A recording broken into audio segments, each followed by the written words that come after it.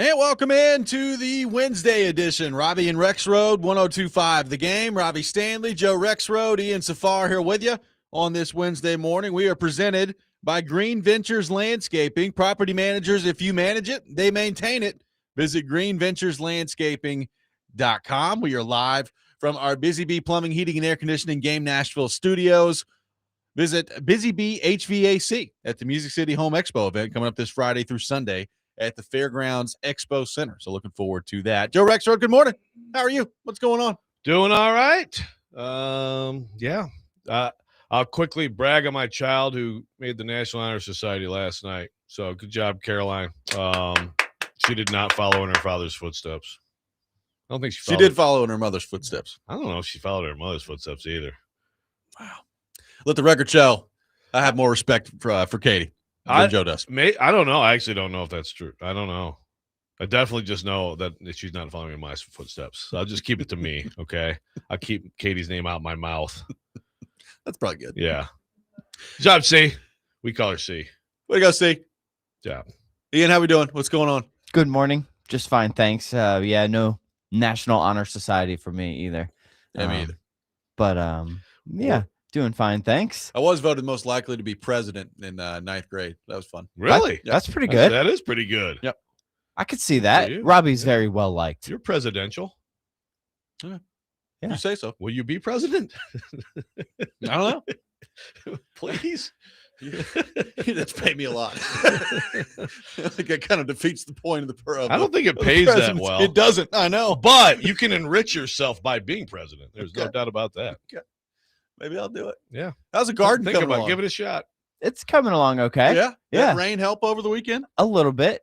I was hoping Saturday would bring more, honestly. It was like kind of a dreary, cloudy, misty day, but it didn't really rain at my house very much. Same. I was kind of hoping for some more. The raspberry patch is actually looking pretty good. We got some coming in, so maybe bring a little extra in here, get a little taste test, see how that goes. And then, I got the other 4x4 in, so looking good. This garden sounds unbelievable. Working on It sounds presidential. Gonna try some watermelon and cantaloupe this year as well. Damn. Yeah. Two things that I enjoy very much. Yeah, I like one, not the other. But honestly, I would still even eat probably some cantaloupe from someone's garden. I was gonna try it. Yeah. The 6-year-old kind of sneakily likes the cantaloupe. Okay. Yeah. Hey, it's good stuff. Incredibly good for you. Yeah. It's one of those things So- I've forced it down a few times. Like, it's really good for you. Okay.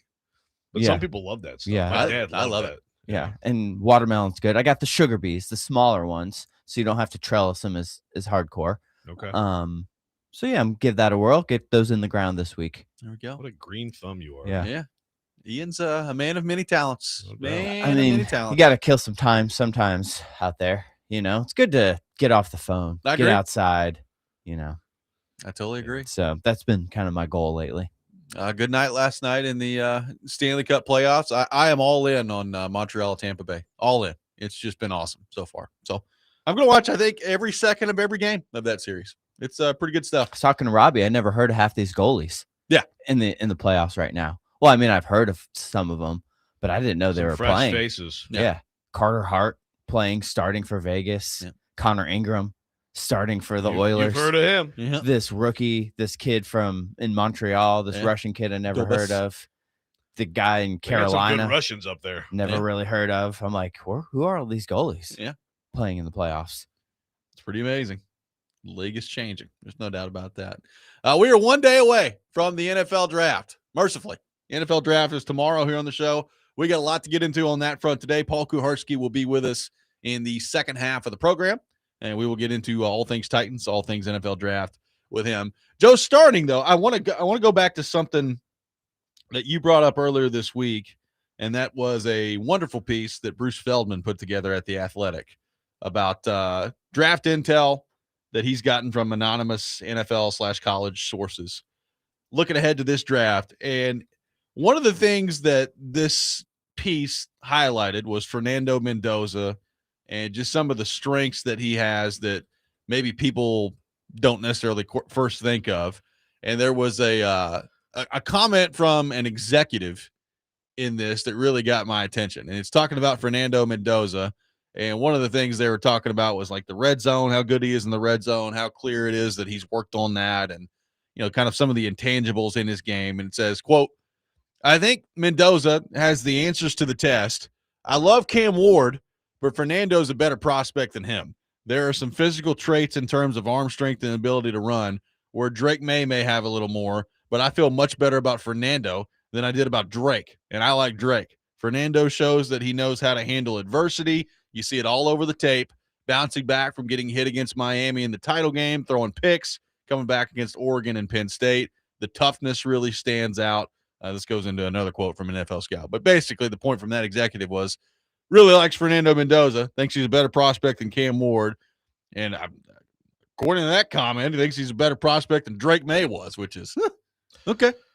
What do you make of all that? Like, do you buy that Fernando Mendoza is like undoubtedly a better prospect than Cam Ward before we even get into the Drake May stuff?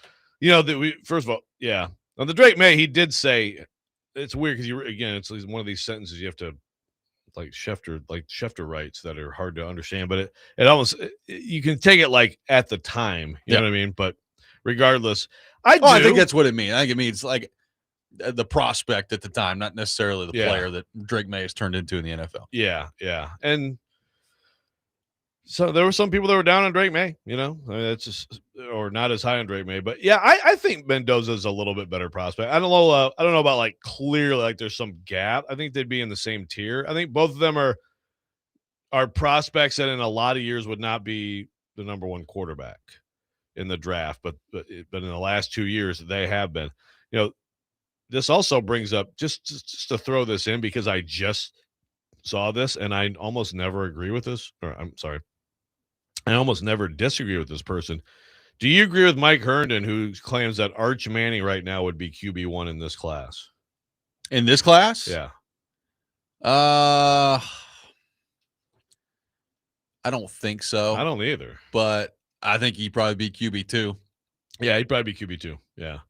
But I don't think that he would be. I mean, he's trending to be maybe a good QB1 next year. Maybe. I mean, I think certainly he'll be a first-round pick whenever he goes out. But yeah, I don't agree with that. But I think Mendoza's a little bit better prospect than Ward. And for me, it's the question. Again, I just think sometimes it's underrated or under-discussed. I mean, everything's discussed, so nothing can be under-discussed with a quarterback. But to me, Mendoza hits the single every time. That's the one thing about him is like I don't think there are any accuracy issues whatsoever. I mean, on those back shoulder throws, some tremendous accuracy. I just, does he have, a big enough arm? That's more the question with him. I think athletically, I think he's faster than Cam Ward. I don't know, I don't want to – I don't think Cam is like an offensive guard out there running, but, man, he does not have much speed. Now, he's elusive. He's really good at evading and extending, to make a throw. Obviously, those are the best plays he made last year, but, like, when he actually takes off running, pretty slow.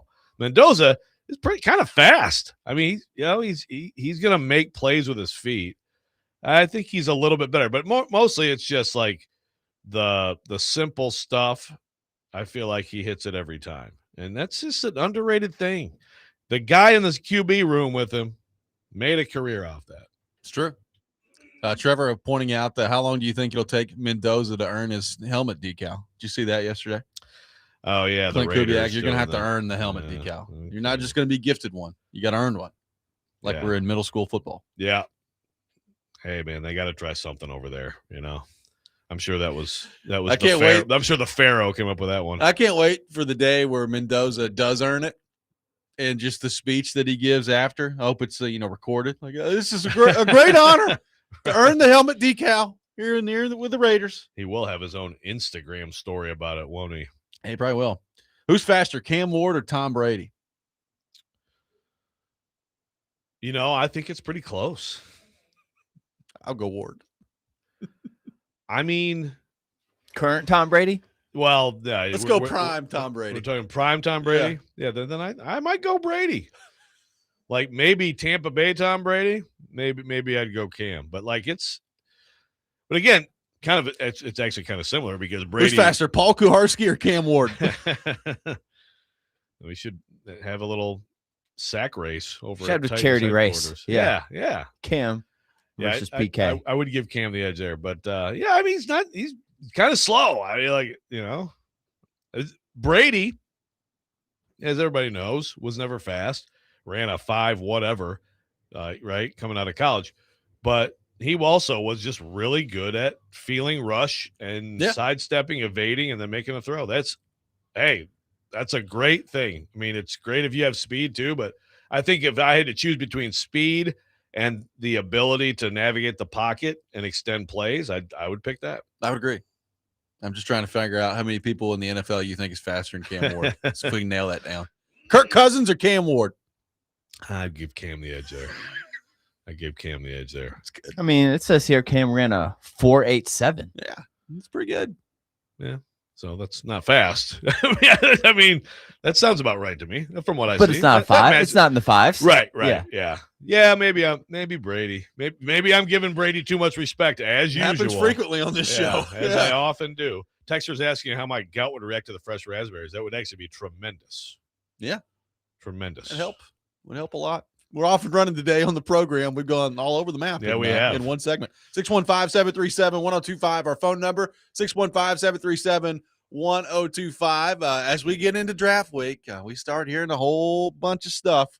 How much of it is fact? How much of it is fiction?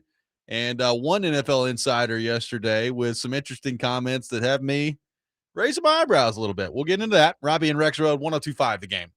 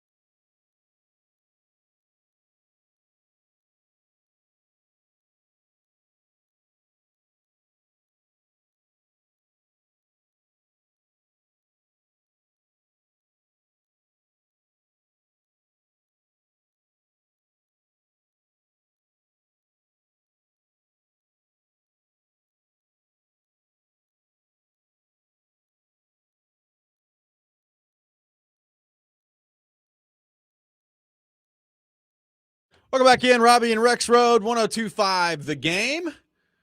Taking your thoughts at 615-737-1025, our phone number, 615-737-1025. NFL draft is tomorrow, and a lot of interesting things every year on draft week, Joe. It's like, wow, there's some new information coming out. Or, hey, look, there's Laramie Tunsil on a gas mask on draft day. How about that? That's amazing stuff that comes out. You never know what's going to happen on NFL draft week. We talked about earlier this week all the Schefter stuff of like, hey, all of a sudden, there's growing belief in league circles that the Arizona Cardinals could draft Jeremiah Love at number 3 when nobody's had that the whole time, but now here we are, and there's just new information coming out. Well, a lot of people, as we know, have connected Jeremiah Love to the Tennessee Titans at this point for months, right? Like we've talked about the possibility of Jeremiah Love going at number 4 to the Tennessee Titans. And one NFL insider has been pretty consistent on that front, and that would be Peter Schrager from ESPN, who has, I believe, mocked Jeremiah Love to the Titans several times. But it appears that he is changing his tune a little bit. Here is what Peter Schrager had to say yesterday on ESPN. So what do I know? Well, I know I spoke with someone in the organization in Tennessee, and they told me this morning that they have seen 6 different players tagged to them this morning for their 4th overall pick by people in the media. 6. There's the 4th overall pick, and 6 different players have been tagged to them. I will say this. I don't think the Titans are taking Jeremiah Love anymore. I am moving off of that. That was something I had in my mock draft and felt like that was the pick. As we are now 4 days before it, I do not think the Titans are taking Jeremiah Love at 4. I think the Titans are taking either one of the 2 following players.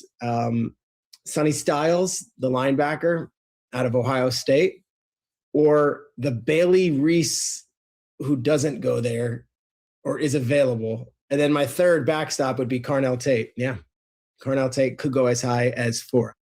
So that was Peter Schrager from ESPN. So, it's draft week.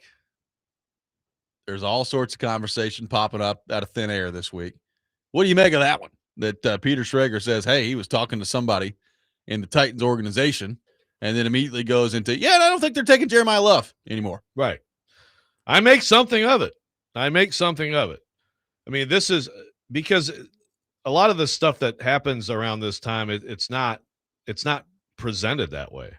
It's not presented like, and granted, like when a Schefter says this or that, I mean, you can presume he talked to someone from whatever organization he's talking about. But Trigger went out there and said, I just talked to them, whoever they is, and I don't think he's talking to like, the West Coast scout. I mean, I think he's probably talking to someone who has a feel for what they're actually going to do. I would hope so. Right? So to me, I take seriously what he said about Jeremiah Love, and it's one of 2 things. Now, if they end up taking him, well, then there you go. They just punked Peter Schrager publicly, right? Like that's, I mean, like he put his name on it, and then he talked to somebody in the organization. And again, he didn't say they told me that, but he said, I just talked to somebody. I don't think they're taking Jeremiah Love. That's pretty much, they just told you they're not taking Jeremiah Love. Yeah. So again, Nick, now I think we had a little conversation about it in our extensive pre-show meeting. I don't know, Izzo brought this up or not. I don't remember who brought it up. I think it was Narduzzi. Yeah, it could have been him too. But the point, brought up was, basically like, like obviously this stuff can be misinformation or who did he talk to, and it's a fair thing to ask. Again, it's hard for me to believe that he's going with someone who isn't directly connected to the decision making and saying this. Why would you do that? So this is here's more insider, NFL insider trying to interpret things. But I think it's way less likely after hearing that they take Jeremiah Love. I also don't understand why someone would do that unless, again, they're like, let's use this guy to misinform people. Yeah. And it's maybe. I I think it's interesting. I don't know if I believe one way or the other that it's more likely or less likely that they're taking Jeremiah Love now, just because I'm trying to figure out what benefit there would be for the Titans to, like, if you're somebody involved in this, why are you telling Peter Schrager, right? Like if that's the way it's going to go. Hey, look, Peter Schrager seems like a nice guy, so maybe he's just really good at extracting information. I have no idea, but I don't understand why you would, at this point when you're a couple days out from the draft, divulge that information. So I don't know. Like it's really interesting to me. Skyler says this on the text line, and I've kind of been thinking this the last couple of days of, Titans are drafting Sonny Styles with or without Jeremiah Love still on the board. There's been way too much talk around Love for it to really happen in its lying season. I've kind of been thinking about all week of, it's going to be Sonny Styles, isn't it? It's just that's what's been in the back of my mind all week. I am the Jeremiah Love stuff is really interesting here because all of a sudden you've got Schefter talking about Arizona potentially taking him at 3 and trying to move back out of that. Now you've got, Peter Schrager saying, I don't think it's going to be Jeremiah Love for the Titans at number 4. It's just it's a very interesting circle of conversation around him heading into this whole draft here. Well, is he going to go like 10th? So if you want to go, yeah, right. Well, if you want to go, okay, you try to think about what would be the benefit. Again, unless it's just like they don't care, they don't see how it hurts them. I don't know if it hurts them that people know they're not taking Love. You know who it might hurt, though? It might hurt the Arizona Cardinals. Yeah. Is there some like bitterness toward Monty Ossenfort, former time? I don't know, but that potentially hurts the Cardinals, who would like someone to come up and take 3 so that they can get Love ahead of the Titans. Yeah. Right? Maybe so. Well, maybe that's part of the long game if you're the Titans is let's prevent somebody from trading up there so we can take him at 4, right? Like it's just there is that never-ending cycle of possibilities with this sort of information days before the draft. So I kind of I'd like to test this thing out, It'd be fun to test this one out. Because of the way, because I do. This is not like, this is a little bit unique. I'd like to test this out. I'd like to see the Titans on Thursday pick at 4 with Jeremiah Love on the board. Yeah, I would too. That would be, and I know Titans fans would too, except then they'll be mad when they don't take him and they take someone else. If they take who that would be, I don't know. I don't know who's going to be there, but I tend to agree also with what I really think that if Bailey or Reese are there, they're going to take that. That's the pick. I would think so too. If not, if let's say both of those guys are gone and it's Love on the board and Styles on the board.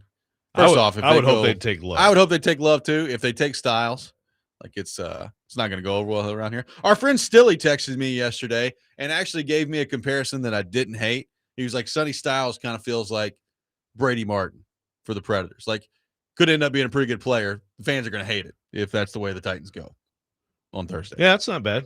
It's not bad for Stilly. A lot of Stilly lately in my life. Yeah, I saw that. But yeah, no, I don't hate that comparison. I don't hate that comparison. So Schrager, remind me then, even though we just listened to that, I mean, he talked about those two guys. Yep. He mentioned Tate. Well, that would be something. Whoa. Did he mention Styles?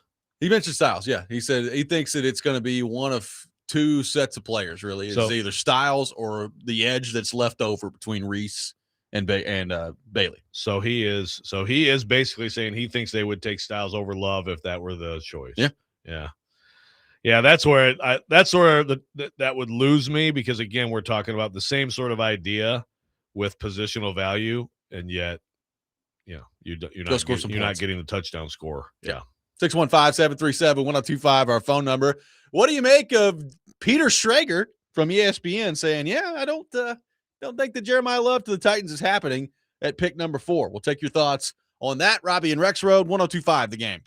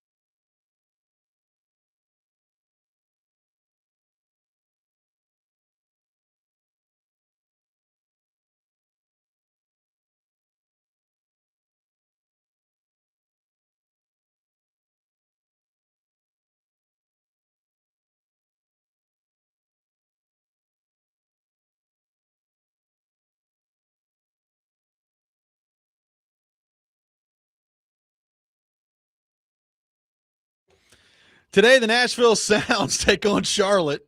First pitch at 5:35. Catch all the action on 94.9 The Fan, presented by Family Leisure and Social Cantina. This might be the song Titans fans are playing. I mentioned earlier, Ian Safar, a man of many talents. No doubt. That's one of the few Van Hagar songs I like, too, by the way. It's good stuff. That was off 5150. Yeah, it is good stuff. We mentioned Peter Schrager saying yesterday that I just don't feel like the Titans are going Jeremiah Love at number 4 anymore. Well, here is Schrager's latest mock draft, and I'll just roll through the first 5 picks here, okay? This came out this morning at ESPN.com. Fernando Mendoza at number 1, shocking, to the Raiders. David Bailey at number 2 to the New York Jets. Jeremiah Love at number 3 to the Arizona Cardinals. He believes it. He believes it. Okay. Sonny Styles at number 4 to the Tennessee Titans, which means Arvell Reese sliding to number 5 to the New York Giants. Let me just go ahead and tell you. If they draft Sonny Styles over Arvell Reese, yours truly, not going to be very happy on Friday morning when we do this particular radio program. Yeah, I think that scenario, because again, most of these scenarios, it would be hard for me to, be upset by any of them. You can make a case. You could make a case that everybody knows what Sonny Styles is. He's a great player, and everybody thinks Arvell Reese is going to be a great player. So go with the known commodity, but I'm going with the guy who projects to be coming off the edge and attacking quarterbacks. Like if you take Styles there, and forget about over who. You take Styles there. Yeah, again, it's kind of the same thing as Jeremiah Love thing. Like he better be like a legendary linebacker. Yeah. When you pass up someone with, again, there are some people who think Reese is as talented as anybody, has as much ceiling as anybody in the draft. So that would be a tough one. That'd be a tough one for at least that would take the love Titans fans couldn't be mad about no Love because like he just was gone. But I think I'd be more mad. Yeah. If that's the way that they went if they took Styles over Reese. And maybe I shouldn't be, but I would be. I think that's the way it plays out. Here's what I think that's the worst case scenario of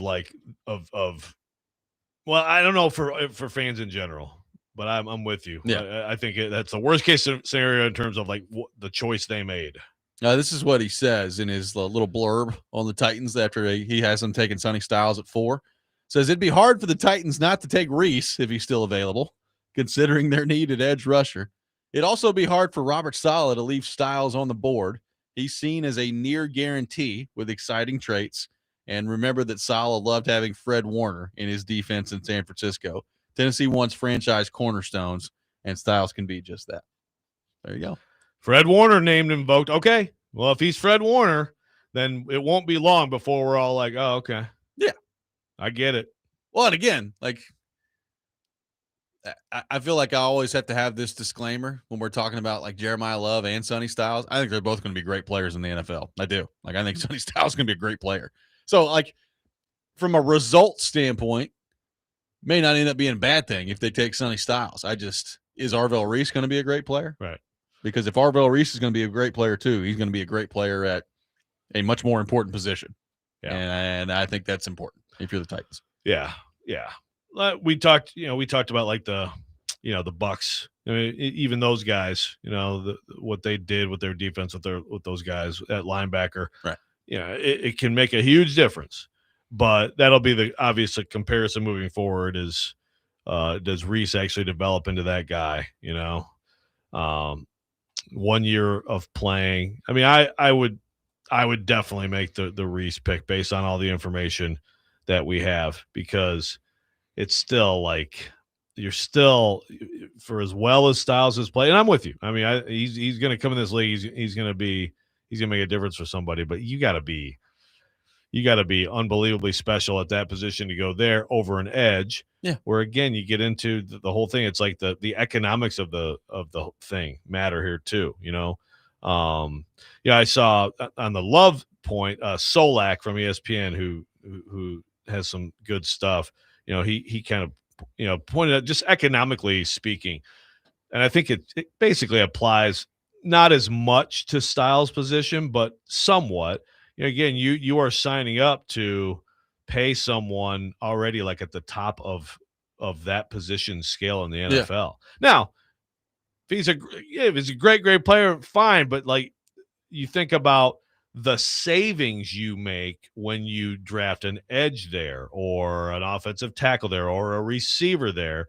That now you're hoping you have a great player, and you have several years of price control where you're paying so much below market at that position. So the overall picture economically is much better for you. You know, one thing that I think people are, I don't know if they're making too much of it, but we've been talking about the Fred Warner part of this for months at this point when it comes to Sonny Styles. And now it's everywhere. It's like, Fred Warner. As Ed points out on the text line, people think Styles, they make that comparison. Fred Warner, I think, was taken 70th overall in the beginning of the third round. So, I mean, yeah. Now, granted that's like whoa, you hit the lottery. Sure. So, it's like, obviously, if you redrafted, he goes where? If you redrafted that draft, where does Fred Warner go? I'd have to go back and look at that draft. I'd have to go look at the draft. I bet you there's no way 10. he's not a top 5, right? Yeah. So, but yeah, that's a good point. Yeah, and that's what you'd prefer. You'd prefer to find great or like difference-making linebackers and running backs a little later.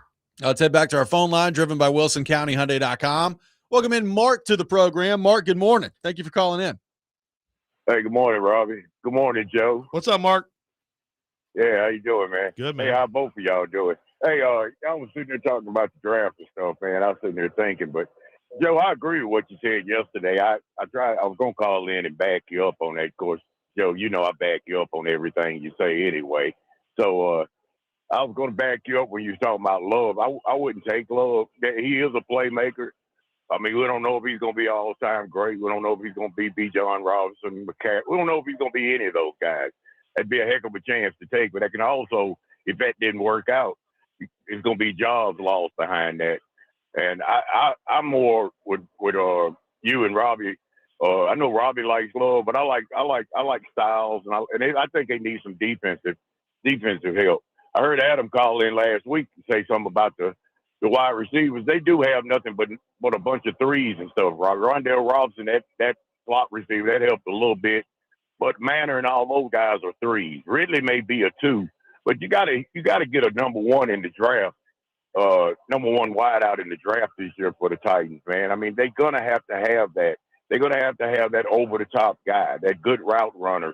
I mean, I don't think they'll draft Tate that high, but I mean, they got to do something. Tyson from Arizona State. They're going to have to do something. But, hey, Joe, are you there? I'm here. I want you to listen to something real quick, Joe. I'm going to always have your back. You know that. I think I'm going to have to start a security firm for you and Robby, man, and have my guys walk y'all to your car and make sure you get home every day, all right? So, and Paul's going to have to I know. Are we in danger? Yeah. Yeah, no, you got that menace coming in there to join y'all in a couple hours.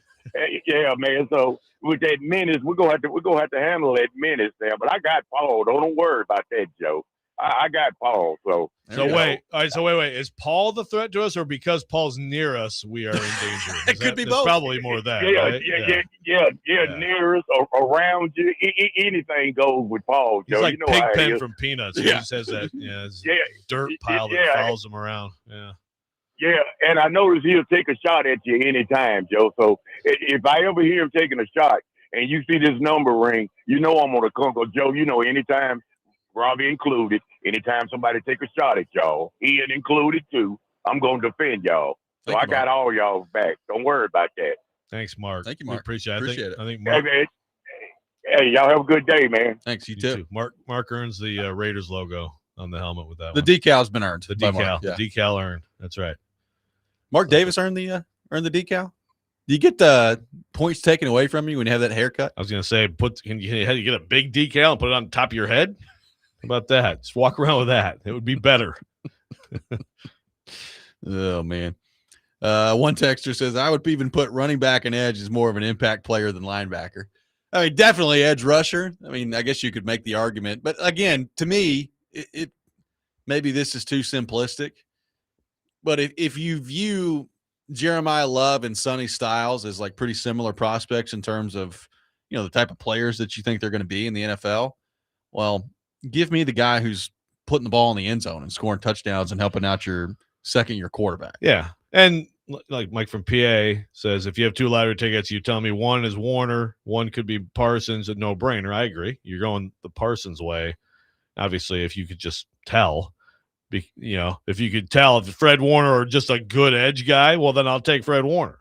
But yeah, if it's going to be Parsons, which people keep making that. People keep making that comparison, for better, for worse. That's a heck of a comparison. It is. 615-737-1025, our phone number, 615-737-1025. We got a lot more of your thoughts to get to on the NFL draft front. We will do that. Robby and Rexrode, 1025 The Game.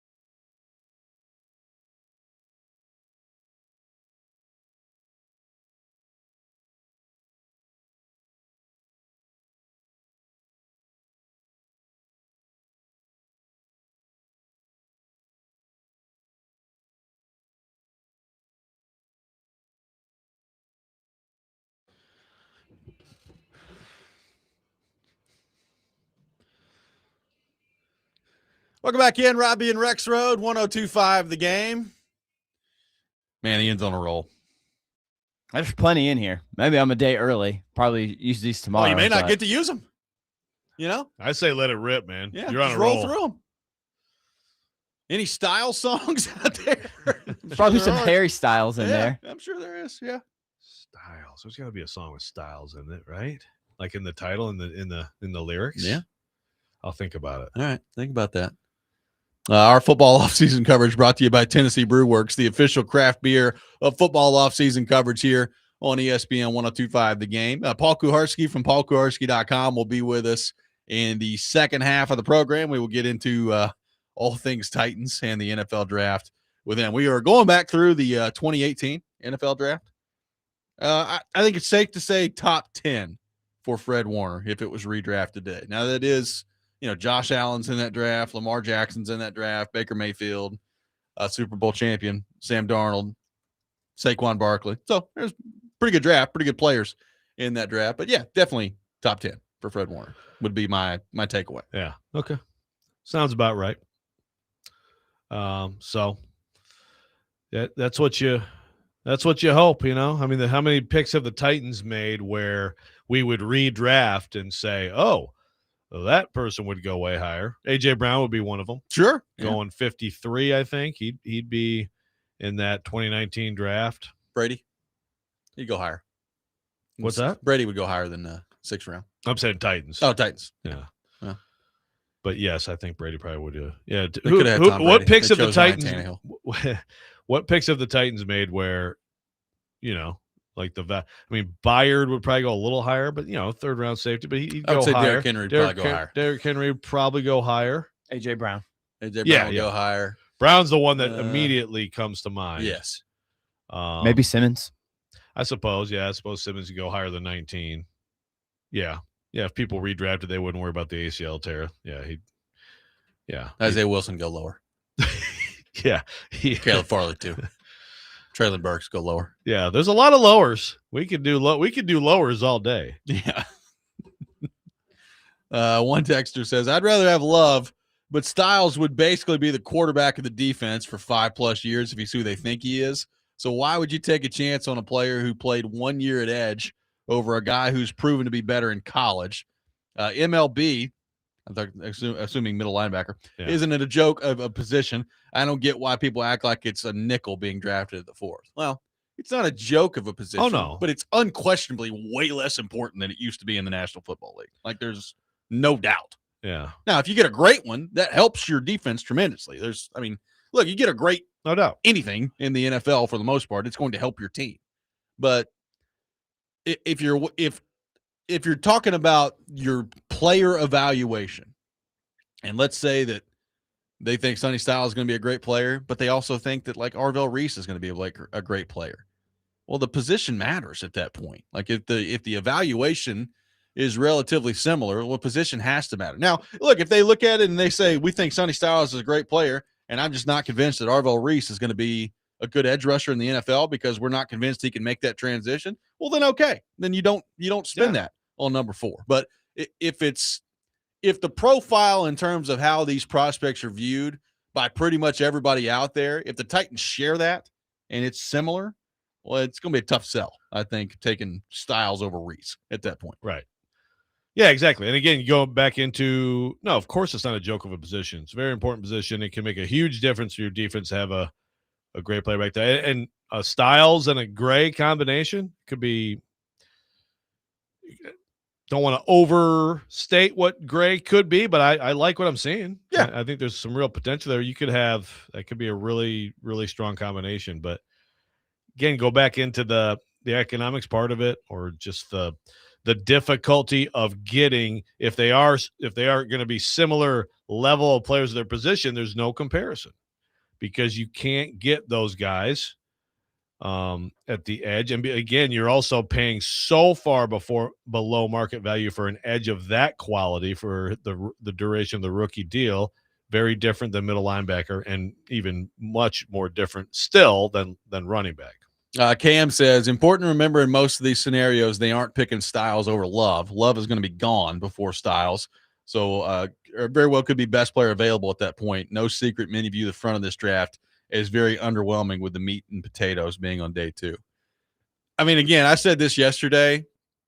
I'll believe that Jeremiah Love goes at number 3 to Arizona when I see it. I don't think it makes a whole lot of sense for them. So, I think, when something like that comes out from Schefter this week, it makes me think that Arizona's trying to drum up a trade. So, well, you will see. I mean, Schrager buys into it. Schrager's in his mock draft. He's got the Cardinals taking Jeremiah Love at number 3. So we'll see, but I don't believe that's going to happen. I don't know anything. My initial reaction when I've seen all that stuff this week is I don't buy it that he's going number 3 to Arizona. Now maybe he goes number 3 somewhere else and somebody trades up to go get him, but I don't think he's going number 3 to Arizona. That's just me. Yeah. I'd be surprised too. Ultimately, I mean, that's another one to track. That's all of a sudden here's the smoke. Is it real smoke or is it, fake smoke? I look at it and I'm like, them making people think this. I guess like if they're making people think this, if they really do want him, they're gonna take him. They're trying to get people to come get their pick because they want the player. Yeah. I don't know. Does that work? I don't know. It's a good question. It's always wild to me. Every year this happens with the draft where there's, this line of thinking from all these mock drafters and all these insiders for months. And then the week of the draft comes around. It's like, oh, wait, there's all this new information that we've all of a sudden gleaned heading into the draft this week. Yeah. And I do feel like the Levis one was one of those, wasn't it? The Colts Levis one. Yeah. And there was that was one of in the last week. Oh, I think the Colts are in love with Levis. Yeah. The day of Richardson all along. The day of the draft, there was, I guess somebody posted on Reddit something about Will Levis. And all of a sudden, his odds shot up to be the number 1 pick, dramatically. And I was like, oh, yeah. Yeah, that's right. That's right. It was the Reddit the number 1 pick. Didn't go in the first round. It was like someone who claimed to be a Levis, family member or something? Yeah, I don't know. Yeah. Good. Some of that stuff is just goofy. Someone says in the text line that someone on this station had someone on that said Reese graded better than Styles as an off-ball linebacker. That's too many someones. I can't. That's a lot of someones, but I don't think that's true. Styles was a prolific at his position, and Reese was a first-year player who made plays, and again might project as a better player. But I don't think that's true. Styles had a 99% tackle rate or whatever this year. Yeah, missed a tackle. Alex says if Arizona knew that Love would be there when they picked and still spent that money on running backs and free agency, that's horrendous roster management. That it is. But it is the Arizona Cardinals. 615-737-1025, our phone number, 615-737-1025. Not only is it the Arizona Cardinals, but now they have a LaFleur in charge. That's a deadly combination right there. Oh, boy. It's a tough one. Get your shots in. It's a tough one right there. Mike Tomlin headed to television in a spot that I think could be very intriguing. We will get into that coming up next. Robby and Rexrode, 1025 The Game.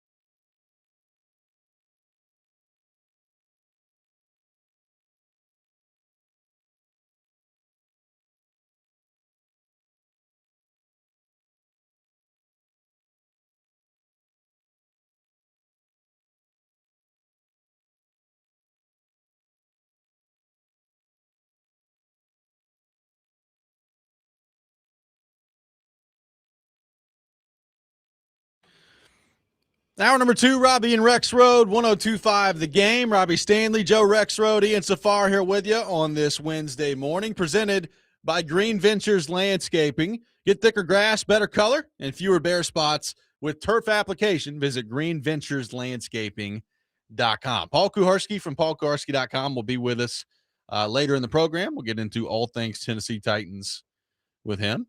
Kuharsky is texting in song recommendations. Yeah. That's Not Her Style by Billy Joel. I listened to a little bit of it. It sounded like Billy Joel trying to like do country or something. It's pretty bad. Style by Taylor Swift though that's a good song. There's in the song Black Velvet by Alana Miles, there's a style line. So like we're digging deep here. No shortage of love stuff though. No, they'd have plenty of those. Yeah. Got that on lock. A lot of material. So William from Madison is saying that the someone was Ray Carthon on TD's show, saying that he has Reese as his number one off ball. I think he meant to say off ball linebacker in this draft.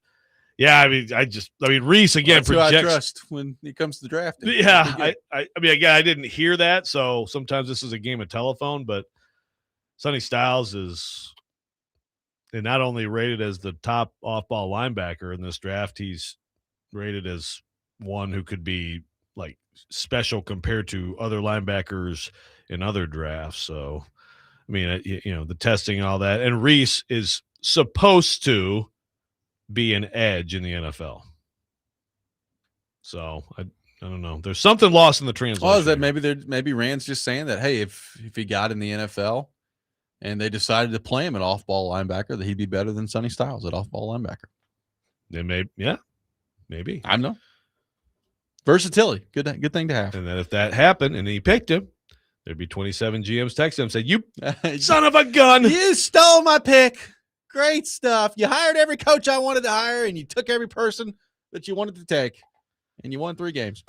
Something he said, by the way, is really interesting to me after listening to Mike Vrabel yesterday. We'll get into that. Yeah, we will.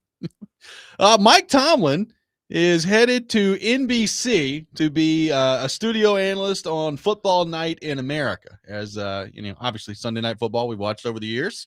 I figured that Tomlin would probably end up in the studio analyst role rather than the color commentary role, and I'm pretty excited to see what he's going to do there. He is, Andrew Marchand, friend of the show, put together this piece at The Athletic, kind of going through all this, and Tomlin, to nobody's surprise, TV executives have kind of been looking at him and identifying him for, as Marchand puts it, for over a decade at this point, because of just the way he breaks down the game as a coach. I've always thought Mike Tomlin, if he wanted to, could be pretty darn good on TV. And I'm excited to see what that's going to look like this year. I don't know who he's going to be with, as it points out in the article. The roles of Rodney Harrison, who's been on there, Jack Collinsworth, Chris Sims are in kind of flux at this point. So maybe those guys will be on there. Maybe it's like a completely different team. I think Tony Dungy is already out. So it's going to be somewhat different with Tomlin coming in. But interested to see what the rest of the crew kind of looks like around him. But I think Tomlin could be pretty good on television. I do too. I've been wrong before, so I'm going to wait and see. Because sometimes people just, when they get to that role, again, I mean, Drew Brees, I think, is the biggest obvious thing. It's like everybody was so excited about Drew Brees. It was like everybody's got clamoring to get Drew Brees on, and then it was just like, wah, wah, So, but I would definitely think that Tomlin would be good. I also feel like, I don't know, that Sunday night, that whole setup is there's just not a ton to it. I don't like a Tomlin. I would like to see him be a game analyst, like and again, if he's good at that, what some people are, some people aren't, some people are Greg Olson, some people aren't, Tom Brady, he's gotten fine. But just did you give Brady too much love earlier in the show? You gotta overcorrect. Probably. Okay. Take a few shots at him. But the ability to quickly diagnose things, tell the listener or tell the viewer, something that they don't know that's not just obvious. I mean, to me, that's That's what I'd like to see. I just feel like the studio. I don't know. I don't watch studio shows or stuff. Like, I don't watch them a ton. You know, Yeah. like it's so little. There used to be a time. I mean, I used to hang on Irv Cross and Brent Musburger's every word on NFL Today and Jimmy the Greek, you know? Yeah. And then, like, the Fox guys were funny and Terry Bradshaw, you know? I don't know. For me, at least, and I feel like a lot of people say the same thing. It's like these shows have kind of become irrelevant. But Sunday, they cut away to the guys. They kind of almost force them into your face a little bit, yeah. Right? Like up near the game. I did enjoy NFL Primetime back in the day with Chris Berman and Tom Jackson. Yep. That was good stuff. Yep. Good stuff. Yep. But it doesn't feel like that role. But that was a recap show. Yeah, so it was a recap show. But, I mean, it's basically what Football Night in America is a recap show of the day's action. So, I think some of it is that you didn't have access to those games. Yeah, so exactly. You saw a bunch of stuff you wouldn't otherwise see, and now you don't. That's not the case, right? Yeah. It's just different. It's different now. But I think in terms of, analysis of the game, I think Tomlin will be very good on there. I mean, frankly, let's get Jason Garrett as far away from this stuff as we can. Yeah. And get Mike Tomlin in there. That'd be nice. Yeah. I mean, honestly, I like Garrett, Sims. Okay. It's not great. Yeah. But it also, though, are you going to be a truth teller? Are you going to be willing to criticize and not just rip people left, right, but just when it's warranted? Call it like you see it. Yeah, exactly. Will you do that? Some people balk at that opportunity. Well, so, and then I'm hopeful on the long term part of this. Does Mike Tomlin? Is this what he wants to do long term? Like, is he just going to be TV from here on out, or is he going to get back into coaching? Because look, the last Steelers guy, everybody thought the same thing, right? It's like, well, Bill Cowher retired, he got out of coaching, and then for the next 6 years, it was like, all right, so which job is Bill Cowher going to take in the NFL? And he never did. Yeah, and he has been in TV ever since. How does Tomlin kind of view that? I mean, it feels like Tomlin's been around forever because he has. He's only 54 years old. Like, he could definitely coach for a long time if he wanted to continue coaching. I feel like he's got another coaching gig in him. I feel like this is going to be a 1-year thing. So I guess if it's really, maybe you hope it's not really good, because then we'll lose him immediately. But I can't believe he's going to go out like that as a coach.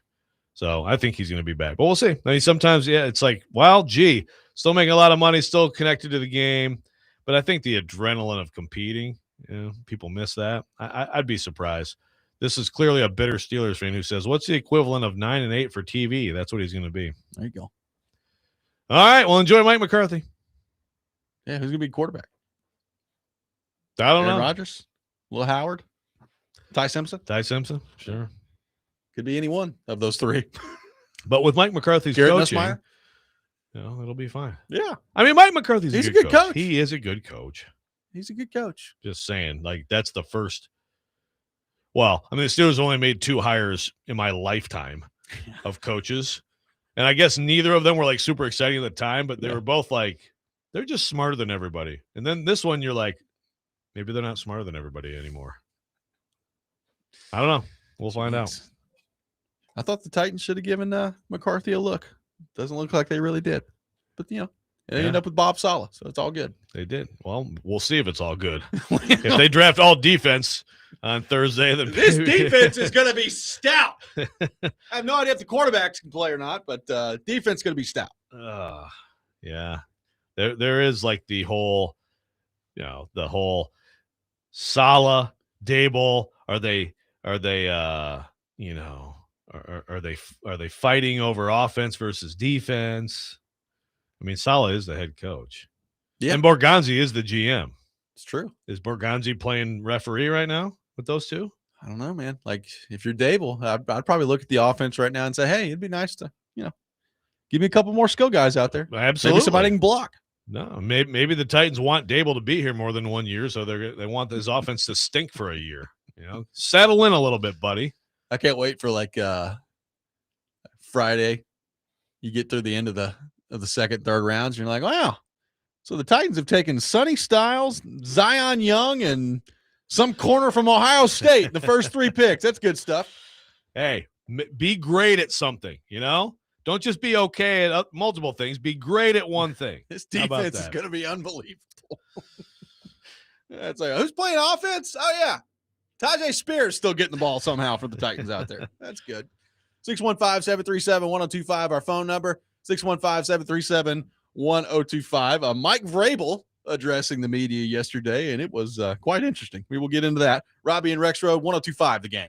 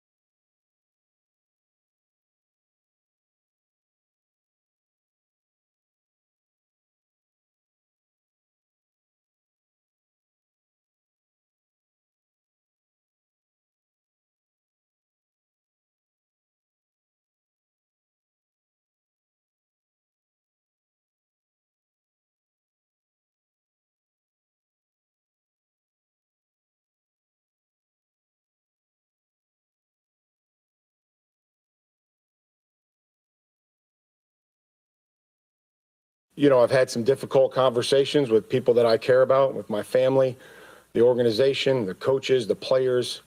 Those have been positive and productive. We believe in order to be successful on and off the field, you have to make good decisions. That includes me. That starts with me. We never want our actions to negatively affect the team. We never want to be the cause of a distraction. And those are comments and questions that I've answered for the team and with the team. We'll keep those private and to ourselves. Care deeply about this football team, and I'm excited to coach them.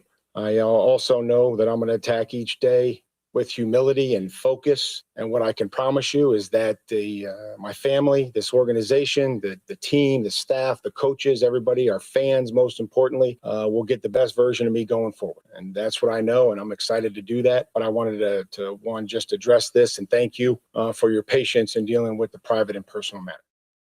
That was Mike Vrabel yesterday addressing the media for the first time since all the photos between him and Diana Rossini. Taking your thoughts at 615-737-1025. We welcome in our friend Paul Kuharsky from paulkuharsky.com to the program here today. PK, good morning. How are you? Good morning. Good morning. He's early today. I'm going to attack the day with humility. That's good. I don't know what that means. I don't really know what that means either, but that's good. Who said that? Was that what Vrabel, Vrabel just yeah. said? Attack the day with humility. Yeah. Attack each day with You could humility. use some humility. You could actually use a little humility in your life, PK. I probably could, but I don't know how to attack a day with humility.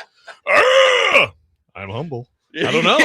I mean, I think somewhere in there's an admission that he's overly prideful. I wonder if the overly prideful is that, hey, I got very comfortable with this situation and it was emboldened and I got caught. Well, the entire press conference yesterday from Vrabel, I would say, Joe, was a far cry from laughable, which I think is the word that he used when this story first broke. Total change. As to the Chargers. So it was a pretty big change of tone yesterday. What did I'll just open the floor to both of you. What did you make of Mike Vrabel's press conference yesterday that he threw out there? Well, I'm anxious to hear from Joe. Are these Joe's first statements on this whole issue? No, I went on Stilly yesterday. He did. Two things dear that stand God. out. Why One, would you go on there?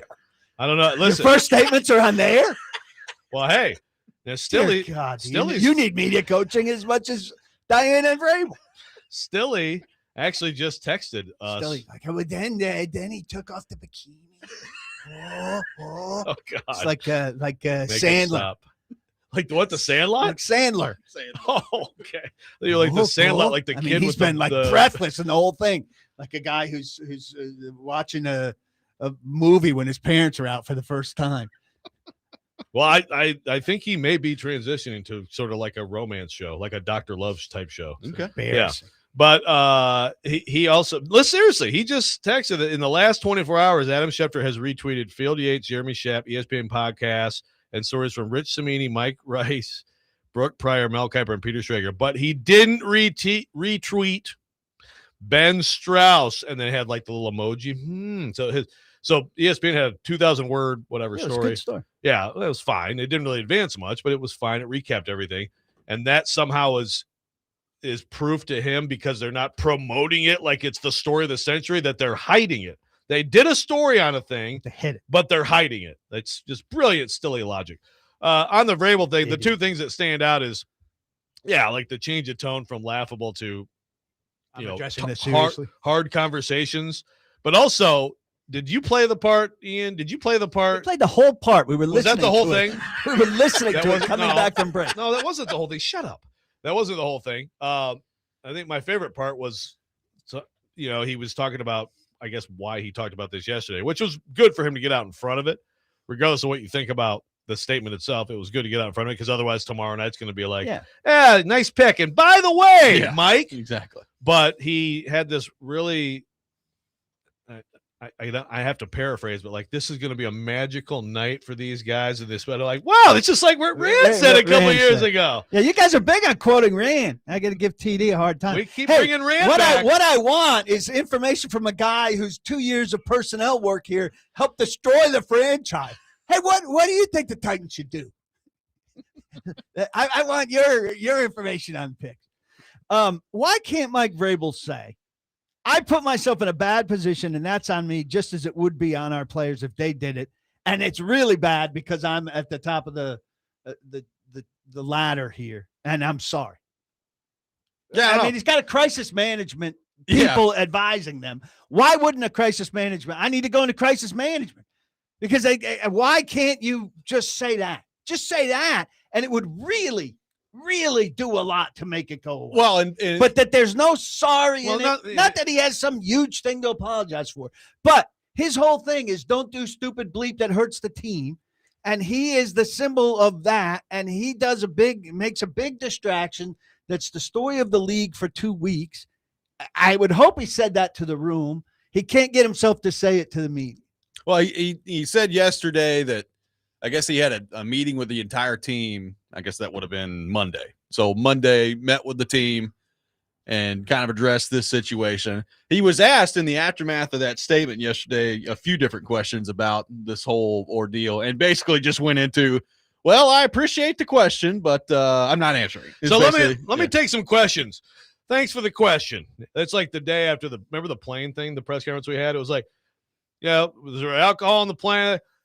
I appreciate that question. I'm now going to say 5 more words and then stop saying words. Yeah, exactly. Next question.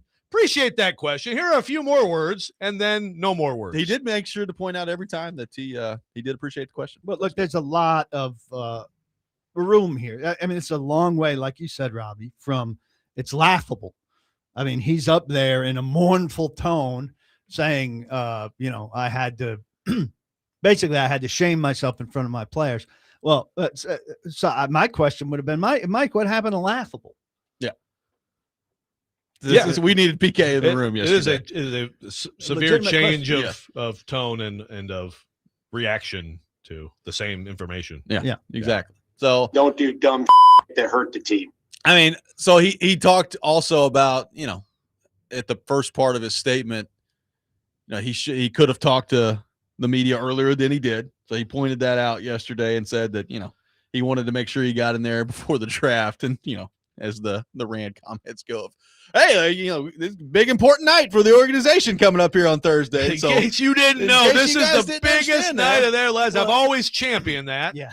It is smart, obviously, to get out in front of it. And it's smart to get in front of his people, but he could have had a huge Zoom call with the team faster than that. And I'm sure not the entire team wasn't at the first day of OTA. Yeah, you want to do that in person, though, don't you? There. You want to do that in person. Yeah. All right. So, I mean, I don't have a huge problem with the timing and everything. I don't think he went far enough, and I hope he went further with the team. And, I don't know if anybody on that team will share anything about what he said. I doubt it. And so that'll be the end of it from his end. And, I think there are some legitimate questions about maybe his use of the information chain to kind of manipulate some things. Yeah, there are people that are still going to talk about that, right? The trade stuff, AJ Brown, whatever, for sure. There's also, I don't know, I don't have a Boston Globe. Apparently you can't even get one free piece here, but Ben Volin says Patriots coach Mike Vrabel broke his silence, but hurt the sincerity of his message with he called it a sneak media attack. So I guess he would call this 5 minutes before it happened or something like that. Yeah. I mean, Mike Reese wasn't there. And I don't know that everybody was there. So it was kind of a lesser media audience, I think, than would have usually been there. He needed a 24-hour warning, so you could have been there. Well, here's the reunion. Here's the interesting thing, too. Like, from his perspective, he's addressed it now. They got the draft coming up. You get into the NFL offseason, you get into training camp, and everybody's attention is going to turn to, all right, well, the football team, and what's that look like? What if they're not good, right? Like, what if they take a step back? And they probably will. I don't think is that, like, they had a great year last year. Drake May played great. Their schedule was what it was. My guess is, there's probably some level of step back. We're probably not going to the Super Bowl next year. Yep. So, like, if they struggle, especially out of the gate, everybody's going to come back to this, right? 100%. So this comes right back up. 100%. You can say, and I think you've been a big, this isn't going to affect Vrabel guy, that people in Vrabel's position, they hear what people are saying. And it's going to be talk radio, and it's going to be social media. So some people are better than others at insulating themselves, but every misstep, every failure, everything bad that happens to Vrabel moving forward, someone will bring this up. And you can't tell me there's no effect. I don't know that I thought I said it doesn't affect him. I said wins and losses are what affect him. So obviously, Sure. if he's losing, it comes back. I've said it doesn't affect him the way it affects her, obviously. Yeah. Right. And Diana Rossini's already out of a job, and her code breaking is a different code breaking than his code breaking in this whole thing, obviously. 615-737-1025 is our phone number, 615-737-1025. Paul Kuharsky with us for the remainder of the program. Got a lot of stuff to get into with PK with the NFL draft coming up tomorrow. All that ahead, Robby and Rexrode, 1025 The Game.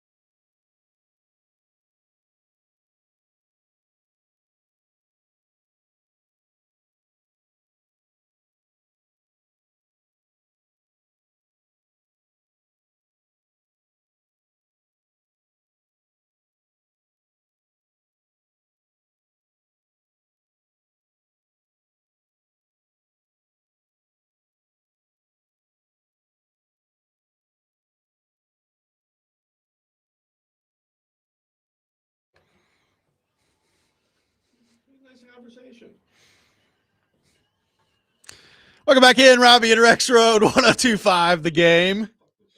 That's a pretty good song. I like it from Billy Joel. Good suggestion by PK. Oh, this is the Billy Joel song? Yeah, man. Ugh. God. Billy Joel deep cuts, man. Nylon Curtain. It's a good album. What album was this? I think Nylon Curtain, no?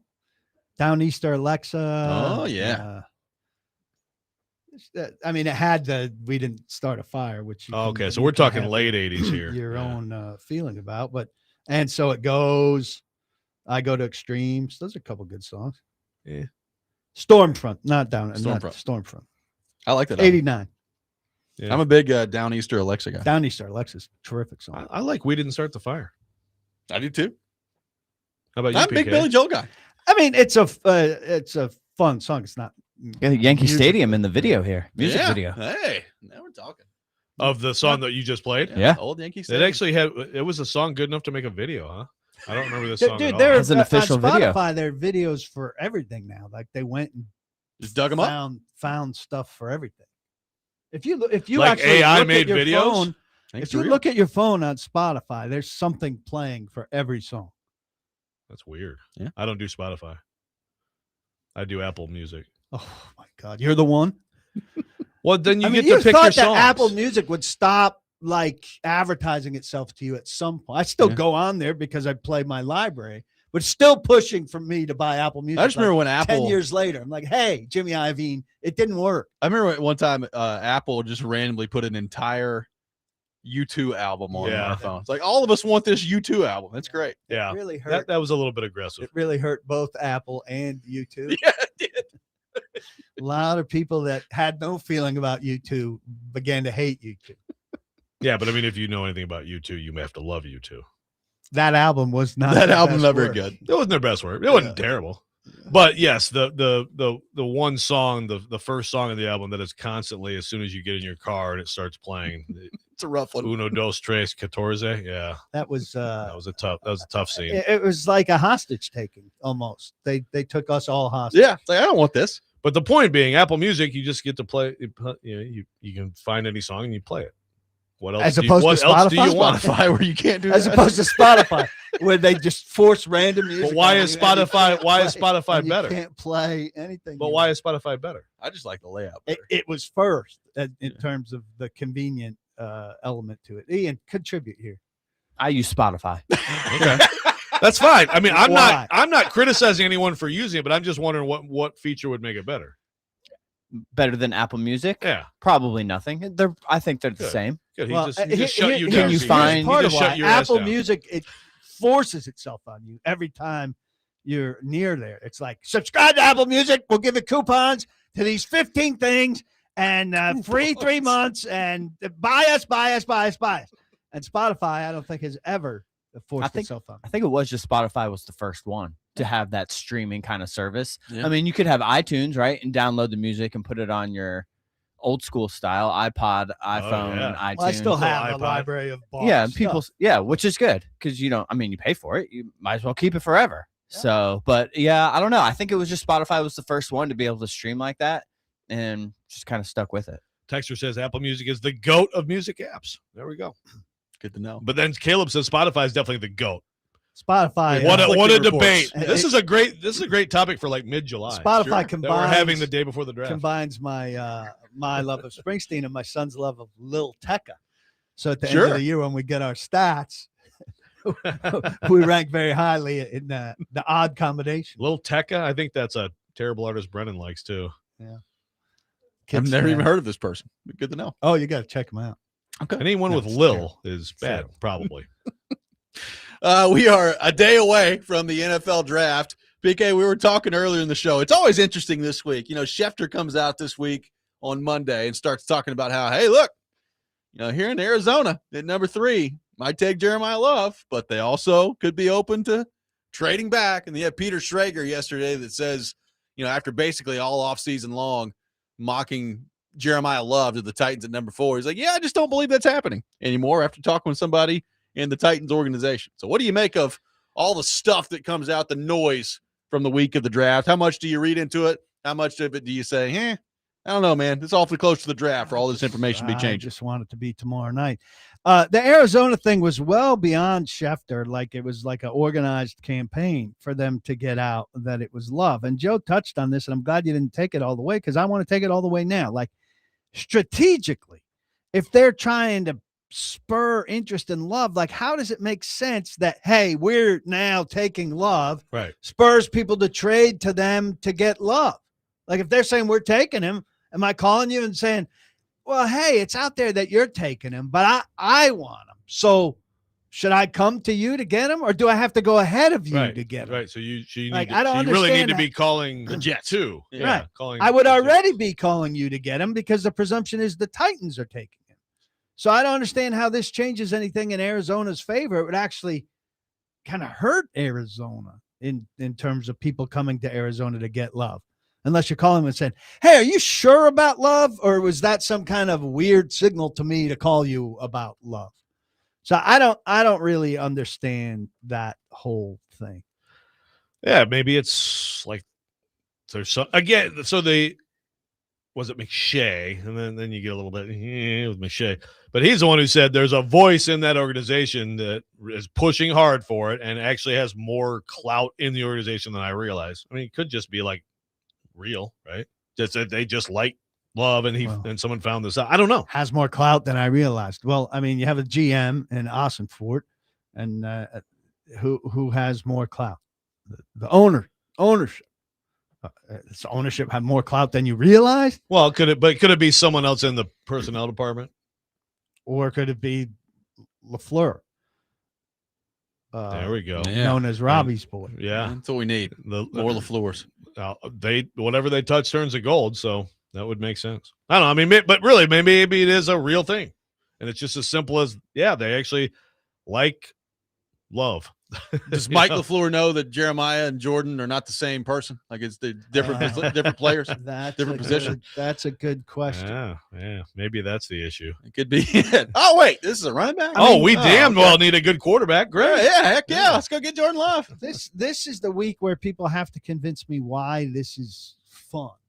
Like, why do you love all this speculative nonsense rather than just like having the draft 2 Getting weeks to it. ago, accelerating the pace? I know they're never going to change the calendar, but this is where I just I marvel at the fascination with the pre-draft process. Like, why do we love speculation so much as opposed to actual news? It's a good question. So I don't get that. Here's my thing on Sonny Styles, and you guys were doing a good job of talking about the Sonny Styles thing. Thanks. We appreciate your validation. Yeah. Well, I come in and I validate and I shoot some things down.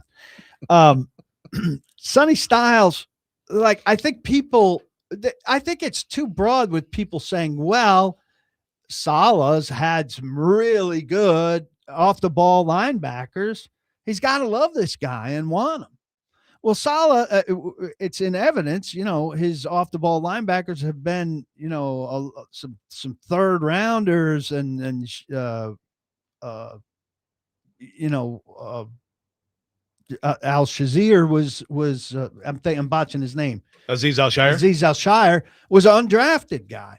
So maybe he's looking at the board and saying, man, if you could get me Jacob Rodriguez, if you could get me Anthony Hill, if you could get me Josiah Trotter, if you could get me Kyle Lewis, I'll be perfectly happy. I could turn that guy into a great guy in my system. I don't need a first round pick. Yeah, man, I heard what you're saying. Off the ball linebacker, get me an edge up there, or get me a running back that's gonna be a 25 carry a game guy. I hear what you're saying, but if you're Robert Saleh and you're being honest with yourself, you also know, as we talked about, that if you went back to that draft when Fred Warner went, you'd take him first. You take him with your first pick because you know he's that good, and you can turn guys into certain things and coach them up. Fred Warner's a spectacular talent all on his own, and has helped make him look better. I mean, if he has any honesty and humility. But word of the he's day. coaching forward with the this is where This is where the evaluation is so important, and that's the whole part about this week that hasn't changed. It's not like the Titans have a new evaluation on Sonny Styles or Alvaro Reese or David Baylor, or any of these guys. Sure. So if your evaluation is close, this goes back to what I was saying earlier in the show. Like if you're Robert Saleh and it's a pretty close evaluation between Sonny Styles and Arvell Reese or Sonny Styles and David Bailey, well, you take the edge rusher in that situation because of what he just said, where you have found linebackers and you can coach some of these linebackers up, and maybe they're not Sonny Styles, maybe they're not Fred Warner, but they could be pretty. There's a lot of room in between there between subpar linebacker play and Fred Warner. You can find a middle ground there if you're Robert Saleh. Yeah. And realistically, Styles is probably somewhere in that middle ground, so don't take him there. Yeah. 615-737-1025, our phone number. The Rex Rant with Joe Rexrode is coming up next. Paul Kuharsky with us for the remainder of the program. Robby and Rexrode, 1025, The Game.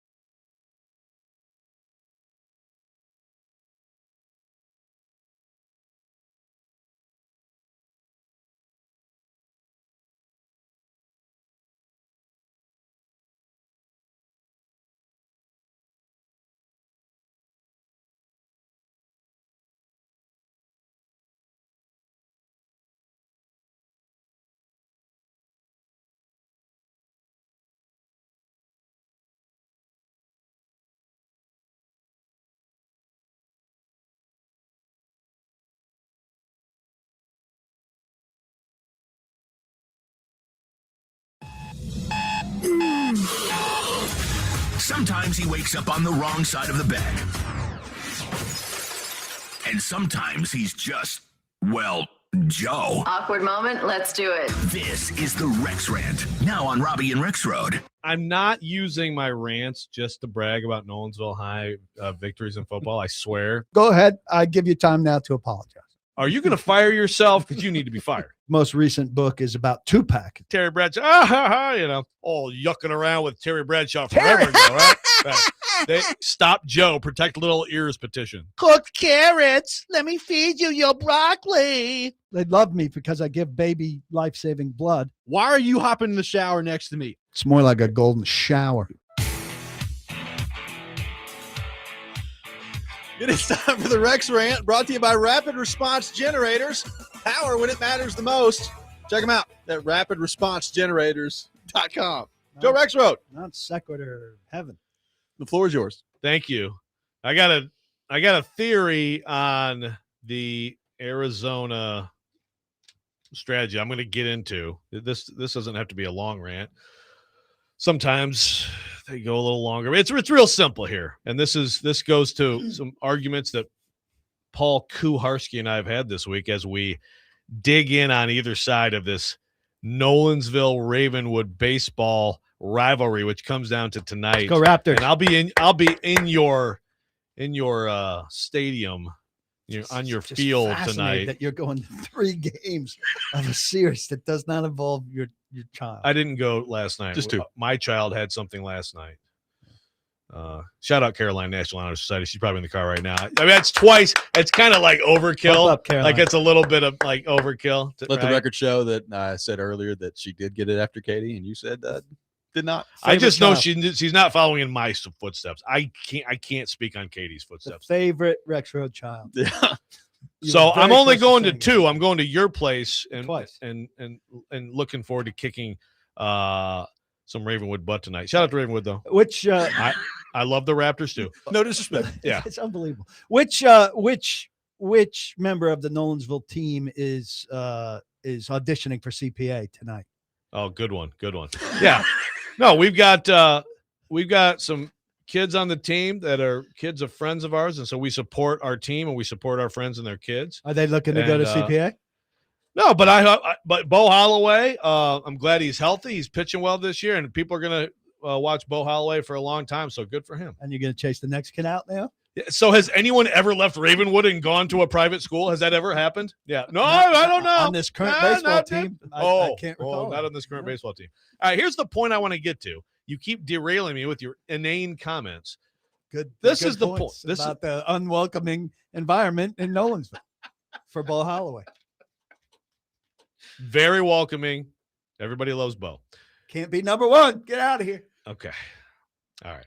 I So don't think you're ever gonna this get is there. the point. I'm not going to get to the specifics. This is all I want to say. I probably said it before, but this series has brought this to light. If you're a kid on either team, on any team, do not say nasty things to parents. Do not say nasty things to parents about parents. Have some class. If you're a parent, and again, Paul's telling me these stories that he's heard third hand. I don't know if it's true, whatever. If you're a parent, don't taunt kids on the field. That's it. Kids are going to talk trash to each other. Sure. Tonight, I'm going to put Kuharsky in a headlock in front of all his friends and embarrass the hell out of him and give him a noogie. I'm not gonna Okay? be it. You're not going to be there? I don't think I'm going to be You there. are so soft. Okay, I would have done that. Parents can talk to parents. Kids, you guys are going to talk your trash. We know that. You'd like to see a little more class than we see in athletics today, but that doesn't happen. But you can't cross the lines there. The kids, you shut up about a parent. You don't need to talk to a parent. And again, same thing goes.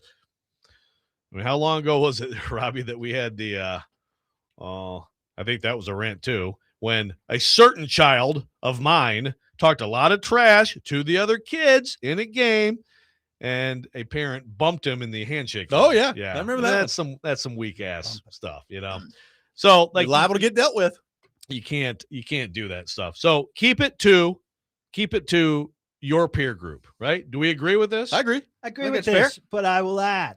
Oh, you got to add something. The Yes, got to add the something. parents should be the more mature people, and the parents should not be talking to the kids on the other team. Well, I just said that. It's I very just said. simple. Did I not just say that? That's where it starts. That's where it starts. He's adding because the context. kid is more likely, as an immature person, to then come back at you. Escalate. So don't start it. I think it's fair. And look, that's difficult as a parent sometimes, but you got to bite your tongue and walk away. And little Henry doesn't need you to constantly cheer for him. He's a big boy now. Just, applaud his at bat, tell him to throw strikes and shut up. Okay. Thanks for your contribution. I think that's well said. I think I agree. Fine. Yeah. But yeah, I don't know in this situation who did what for, this is like a years in the making type of thing. Someone in the text says someone in the text says Brentwood going to Brentwood. Yeah. Well, that's PK's town. So yeah, it is. It's true. And now they're bringing Brentwood High into it, and Brentwood High is not involved here. What was your Arizona theory? Did you forget it? I got it. Hold on. Okay. I just want to make sure see, there's a lot of, the problem is now people are reacting to this. Okay, here we go. Arizona is baiting Love, so the Titans would be forced to go edge. So teams who want an edge will then trade with Arizona to get ahead of the Titans to take the edge. Does that make sense? I guess until you're that team and you say, oh, wait, so you really don't want Jeremiah Love. So we're not going to trade with you because you're not going to take him at number 3 to the Cardinals in response to that. Yeah. You have to bluff awfully well to get that. But I appreciate it's an interesting theory. Yeah. Look, Titans have to have 4 names, right? Yes. So who's the 4th name? Is it? Well, it's Bailey, Reese, Love, and Styles, right? We think Peter Schrager said Tate. Peter Schrager said Tate. We have to get your thoughts on Peter Schrager because I think there's something to that. I don't think Tate's going 4th. I would be surprised. Yeah, I mean he threw him in at the end. Yeah, but I'm going to cover myself. I'll throw in every conceivable name they could take. I mean, they're picking at 4. You could give them 1 name, I think. In this industrial mock draft complex, you can't give a team at 4 2 players. That's my rule in mock draft. And he really gave 3. He was like, it could be Reese or Bailey or Styles. Whichever and then one. We'll throw in maybe Tate. At the end. It's like it's 2 players, so Styles and then either Reese or Bailey. And then maybe Tate. But I do want we probably don't have time for your full amazing take on like he said that some of the Titans organization told him they're not taking Love. I would buy that. Interesting. I hope that's let's be what clear. I'm rooting for. He did not say you're a that. Love hater. He did not say that. He said that he was speaking to somebody in the Titans organization. Full stop. And then the next sentence started talking about how he doesn't think they're taking Jeremiah. By the way, I don't think they're taking Jeremiah Love. Yeah. So you can infer what you would like to infer. Yes. 615-737-1025, our phone number. Paul Kuharsky with us for the next hour. We got a lot to get to on the draft front with the Tennessee Titans. We'll take your questions for PK. Robby and Rexrode, 1025 The Game.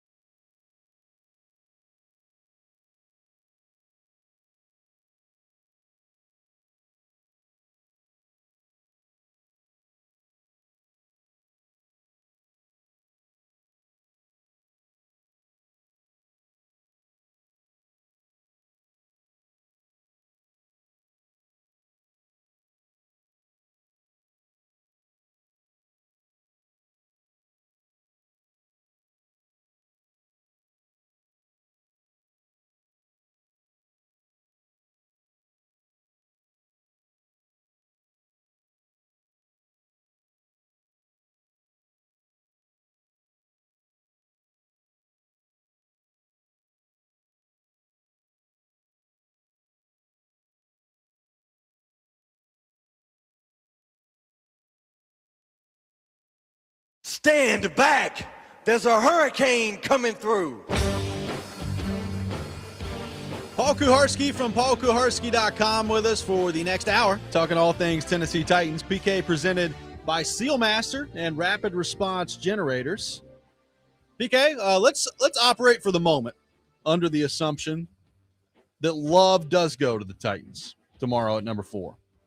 If you're Brian Daboll looking at your offense, you're looking at obviously a second-year quarterback, what you hope to be a pretty exciting offensive weapon coming in with Jeremiah Love. We'll see what they do to fill potentially some other holes on the offensive line right now. What's your plan if you're Daboll for how to use Jeremiah Love right from the jump? If you're trying to design kind of the best fit for this offense, the best plan for this offense based on the personnel that you've got. Well, I think he has to use him differently than he used Saquon Barkley in the pass game. I may be wrong on these numbers. Mike Herndon wrote about it, but and we talked about it on the pod. But he was getting like 20 yards of passing yards in a game under Brian Daboll, which is not a difference making, obviously. And I think it's nice to have a running back who can catch the ball, and certainly you want to design things that free him up. And you could turn that into a real weapon. Obviously, we see it with Christian McCaffrey. But are you getting Christian McCaffrey? I don't think so. You're not getting an offense that is designed for that. And so I think people go a little bit far where they say, well, he's such a good pass catching back that it offsets you not getting a big time receiver as a different kind of receiving yards. And yeah, you can move the chains with it and occasionally break one, and you can have a far better screen game. But, is it going to be a far better screen game if you still have DK out there blocking ineffectively? Jeremiah Love can only do so much if there's somebody right in his face when he catches a running back screen. I think they'll do certainly more with it. But first and foremost, you're going to be handing him the ball. He needs better blocking up front, so it ties into what they do at right guard and at center. The biggest difference to me from him to Pollard is when things are blocked up or when he makes something happen where he wiggles through the line of scrimmage, that he can turn what Pollard's only managing to have as a 18 or 20 yard run into a 40-yard run, which they're lacking now. They just don't have it with who they have. And that's a significant difference in doubling up your yardage on some of those, or actually having the potential to break away for a home run touchdown run. Yeah, no, he's a home run hitter. But so going back to what you said last segment, do you find it less likely today than you did a week ago, a month ago, that they actually take Jeremiah Love? I think if Bailey and Reese are gone, they're choosing between Love and Styles, and I think they take Love. I think they should take Love. Now, I'm not wild about the positional value and all of that, but I think it was well, that's at least the case with both of those players. I think it was Schrager, or it might have been the other former NFL Network guy who threw out a quote about a week or 10 days ago that said he talked to a GM who basically said, in this draft, throw positional value out the window. And I think the Titans are in a position where they may just be forced to do that. And if the edge isn't there, then the two best players are not positional value guys. And despite all of these positional value considerations that we've been talking about for weeks and months, the two best players available for them are not going to be high positional value guys, but they're excellent players. And so you get an excellent player at a lesser position. And to me, you get more value out of the running back than you get out of the guy who stops the running back. And so you pick Jeremiah Love. You hope that he lives on in the tradition of Earl Campbell and Eddie George and Chris Johnson and Derrick Henry, three of whom were drafted later, two of whom were drafted significantly later. And and you do your best you can with him. But I think it also has a big bearing on shaping the rest of the draft. And that in having used that pick on a position that's not a desperate need for you, you then are going to wind up probably not attacking either edge or wide receiver the way that you really wanted to. I would love to know, like, if they take Love, going back to the usage part of it, like if you're Daboll and you're Saleh looking at where you're at offensively, like what's the ideal amount of times you're giving him the ball? Like, is it, and I'm talking both carries and in the receiving game, like, are you wanting him to have 23 carries a game? Are you wanting to sprinkle it a little bit more like Bijan Robinson? Like I just did the quick math on Bijan Robinson last year. He had 287 carries in 17 games, which comes out to roughly 17 carries per game. But he caught 80 passes last year. So is it more like that you're trying to split it? I think it would be, Gotta be you would hope it gotta would be in the 20s. range of the 20s. But, you know, I also have this fear, and this is unfounded because I have no idea how these guys will handle it. But they got a lot of respect for Tony Pollard. They talk a lot about Tony Pollard. I could see them easing Love in, and I could see them still being determined to get Tony Pollard 8 or 10. And if you're getting Tony Pollard 8 or 10, you got to be winning some games. You got to have some leads. Yeah, that's a goofy idea. To get that out. I think it's a goofy idea too, but I could see them doing it. The best guy needs to get the ball the most and be the bell cow and not have a split backfield, at least until they settle into something where they show you something. And Spears needs to be a non-factor, needs to be a backup and a special team. Yeah, well, to me, Pollard becomes a backup. Yeah, a guy you can give a series to here or there. Remember, with Robinson, I mean, Tyler Algier actually is good. That's part of that, right? Like he's actually good, man. Yep. Which is again, and Robinson was hurt for a while, right? Where Algier carried them. Yeah, no, carried the backfield. Yeah, so that's part of the thing too, right? With like the Cardinals is like they have him, they have Connor coming back from injury. So to your point, so basically and I would agree, like if a Bailey or Reese is there, because Schrager, his mock has them bypassing Reese taking Styles and Reese falling all the way to 5, which I have not seen anybody who had Reese outside the top 4 on a mock draft. But I mean, you're doing a lot of projecting with Reese. And my initial thinking with Reese when we started was, it'd be awfully tough to have both Reese and Oladejo both learning how to play that position simultaneously, where you're counting on 2 guys that you are not positive can be edge rushers. But I still think you better be positive. His ceiling is an edge rusher. And at least if he doesn't pan out as an edge rusher, then you have an off the ball linebacker who's pretty good. Styles doesn't have that upside of being the edge rusher. So I'd still go Reese there. But Bailey's the guy. I'm amazed. I hate to open this Pandora's box.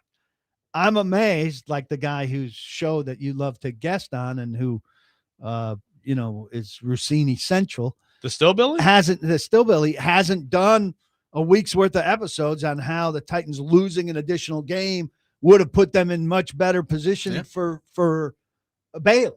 Yeah. They'd be sitting there. Well, there's your content. If the Cardinals would have held on the friggin' ball over the goal line, they'd be in perfect spot to take David Bailey. What would one more loss be? They'd have the number 1 pick. They'd be, if it would only take one more loss to be the number 1 pick. Yeah. Well, then they'd be trading out and they'd be trading not in position for any of those because they'd be going there. But they'd be in good position. I mean, the Raiders, the Jets, the Cardinals, the Titans, all 3-14. So you lose one game. Yeah. Also, a quick aside, since this is our best chance to talk Mendoza. I don't expect that Mendoza is going to be heavily covered on Thursday night. We'll see. But in this buildup, the Mendoza stuff has been quieter, I dare say, than the Cam Ward stuff. So for all of you that were weeping last year, oh my God, they're not paying any attention to the Titans. I can't believe they just ignored little Tennessee. The Raiders are a big brand, big international brand. You go to Paris, they're Raiders jackets. You go to London, they're Raiders jackets. You go to Amsterdam, they're Raiders jackets. There's nothing about Mendoza anywhere. So if you thought that was a Titan-specific thing, it's not. It's a boring, we already know who the number 1 pick is, and there's nothing to talk. There's no intrigue. spend a lot of time in Amsterdam, do you? I've been there. Will he? for you. Will Mendoza get more or less coverage after he's announced as the number 1 pick than Cam Ward, who got approximately 8 seconds? Well, that's the before- whole thing. I think the same. The entire perception was because of that trade, right? I mean, because that trade happened. I was like, oh my God, Travis Hunter, here we go. And it was like, oh, then Cam Ward. Oh, oops, Cam Ward just left. But the even stage. leading up to the draft, I think it'll be the same. It'd I think they'll move right on to the intrigue because to there's answer- some intrigue with the second pick. yeah. Whether there's a trade or not, there's no intrigue with the first Yeah, pick. but to To answer your question, I still think the Raiders, like Mendoza, will have more because there probably won't be some big thing right at that moment, right? It's just the next pick. But in termes of the buildup, have we been talking about I mean, has he's there been any also like Yeah, big not really. pieces when on they go to Mendoza? the live shot of Fernando Mendoza, he's liable to be playing with like Legos or something while it's going on. So you could, Because he's going to be home, right? yeah, he's gonna be at home. Yeah, So like, I mean, maybe Kirk Cousins is already there with it. playing you know? chess. Yeah, they're Yeah. already forming that bond in the room. Check in with Battleship. Cousins. Why don't you have him as a guest this week? I think it'd be good. Cousins? Yeah, your boy. Yeah, It's a I good don't time. think my number for him works anymore. Give it a shot. Give it a try. I have given it a shot that it didn't work. Kirk, you didn't tell me number change. Joseph Rexrode, you remember me? I'm your favorite. I was the guy fawning at you at the bar. Fawning at you. You're not gonna What the hell find your does that Cousins even at the mean? bar. Let's head back to our Yeah. phone line, driven by WilsonCountyHyundai.com. Welcome in Joe in Nashville to the program. Joe, good morning. Thank you for calling in. Morning, fellas. Hope you're well. 2 questions, PK. First, it seems like the talk around the league nationally is that people have come around to Jordan Tyson's medicals. Going into the process, he was my favorite. How do you think the Titans are on him? And then secondly, if there was a trade back, because this is considered to be a lesser draft, how far back do you think they would go to get a first rounder for next year? Thanks, boys. Thank you, Joe. I don't think they should go beyond like 10, 12. And I think that would bring an offensive lineman into play there. Oh boy. What was the first, Get what was the first excited. part of that? Tyson. And, I Jordan I Tyson. wouldn't go anywhere near Jordan Tyson. Big deal. He got healthy to run at the latest pro day in history of pro days. He could be pretty good. I mean, the man. guy 3 times has had injuries Yeah, I'm that not doing ended or made him not the player he is at the end of the season. The best predictor of future injury is past injury. The guy's injury prone. I mean, there's no hesitation to label him as injury prone. What the Titans do not need is an injury prone wide receiver. I would agree. I'd be on hamstring alert the first moment his foot touched the grass over there. I got a 6-1. really important question to ask PK after the break. We will do that. 615-737-1025. Paul Kuharsky with us for the remainder of the show. Robby and Rexrode, 1025, the game.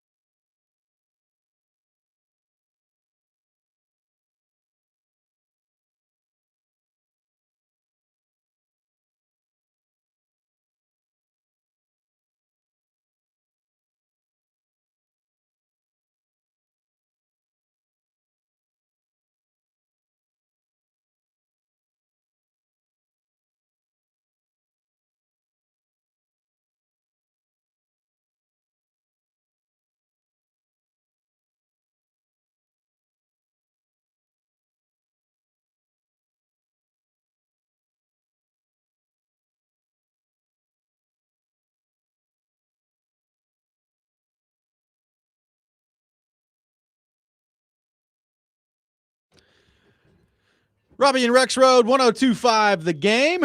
Taking your thoughts for Paul Kuharsky on our phone and text lines driven by WilsonCountyHyundai.com. The Game Nashville Sports Network got coverage of the NFL Draft tomorrow from T-Line Nashville, Friday from Chicago's home of Chicken and Waffles. Coverage begins at 6 o'clock tomorrow on 102.5 The Game, Friday on Sports Talk 830, presented by Parman Tractor and Equipment, Pizzona MD, Nelson's Greenbrier Distillery, Sealmaster, and Tri-State Water, Power, and Air Home Generators.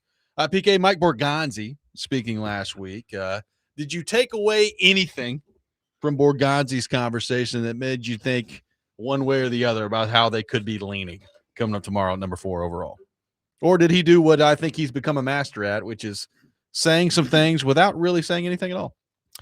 Yeah, he's pretty good at, there's a reporter thing where you walk out of the room feeling like, hey, that was pretty good. And then you roll through a transcript or your tape recording and it's not much there.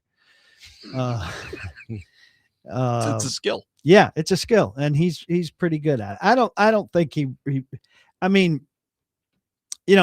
he's asked Jeremiah Love early, and he says, really good things about Jeremiah Love, and he says, but there's some pass rushers there you really have to like.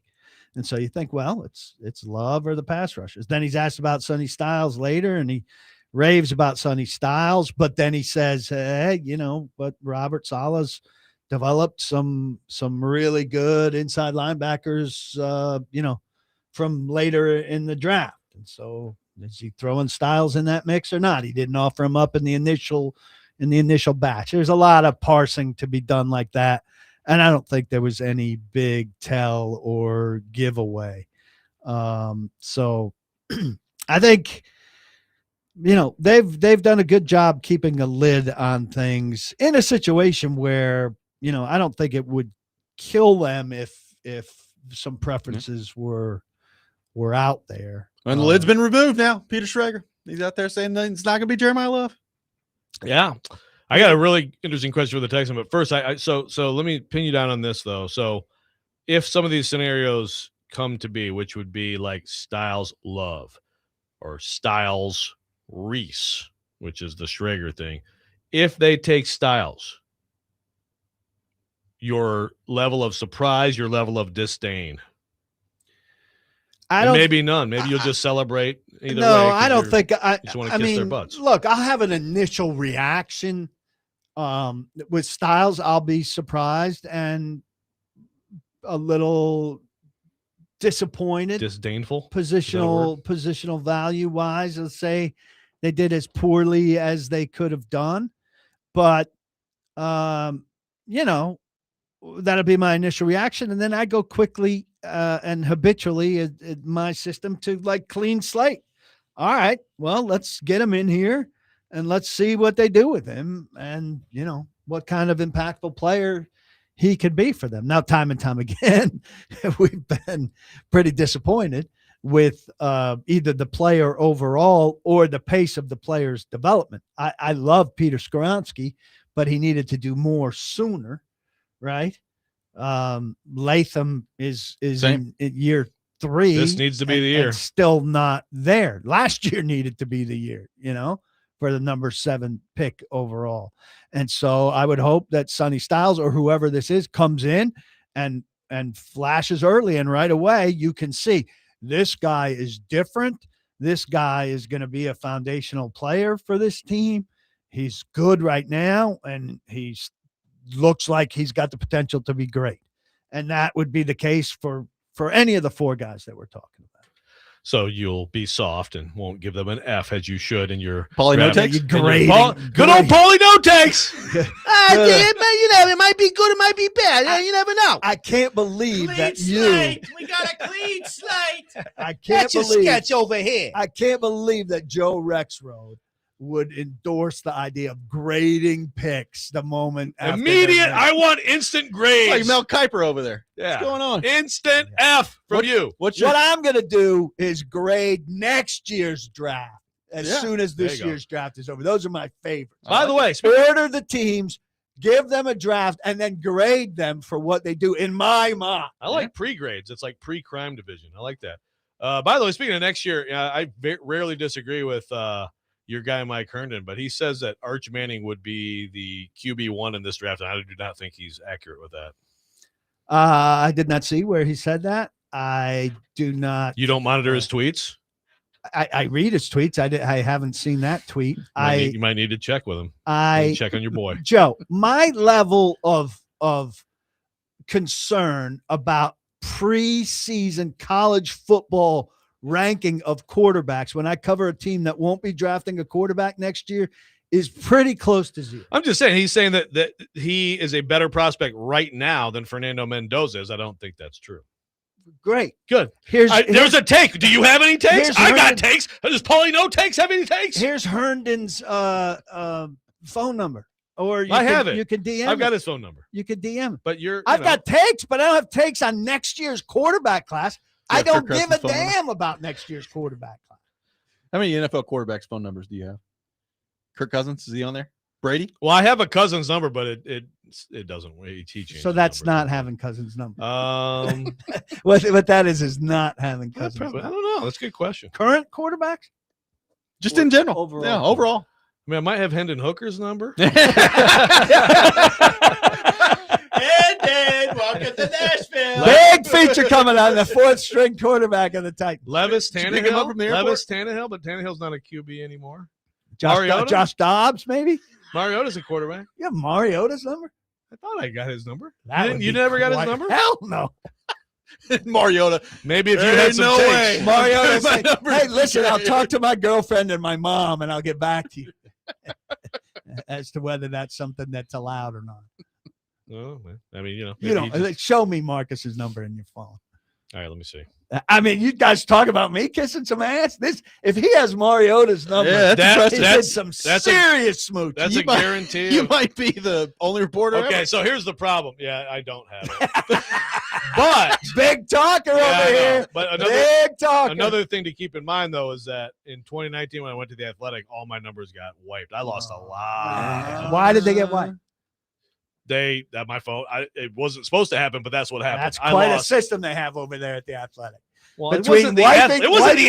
It was the Apple phone that used to be a Gannett their phone. reporters' phones of numbers and then coming out like, yeah, we're with Rossini, except that in a couple of days we're going to investigate her and then she's going to quit. So the system is flawless. Shut up, dude. My phone was a Gannett phone. You're not going to get fired from me. You're going to try to blame the next company. Then. The next company. Like, how stupid are you? Apple's got a flawless system for transferring one phone to another so that you don't lose anything. To lose your numbers in an Apple transfer is like the most technologically unsavvy thing possible.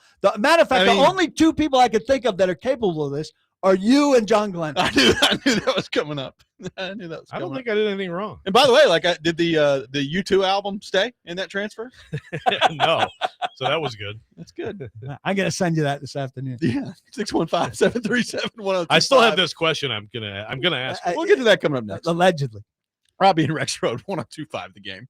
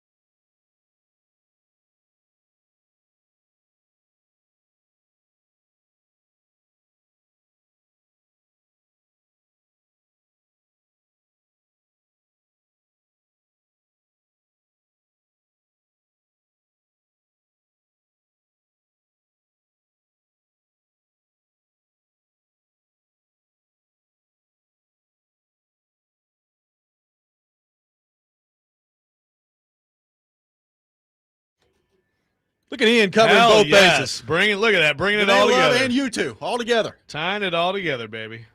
Robby and Rexrode brought to you by Green Ventures Landscaping. Property managers, if you manage it, they maintain it. Visit greenventureslandscaping.com. PK, Joe's been trying to ask you a question from the text line for 25 minutes. Yeah, come on. So let's get to it. Get it together.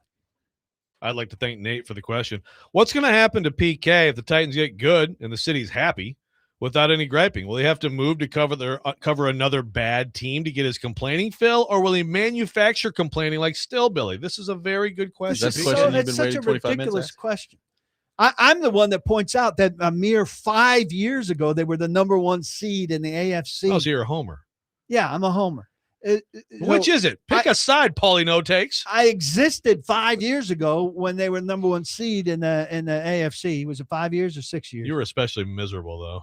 Yeah, it would have been 5 years from this fall. Yeah. 21, the 21 team. Yeah. So people who make it like these 5 years have been 50 years, which it hasn't been. I survived then. It's good for business if there's some ebb and flow. So it would actually be good for me if they got good.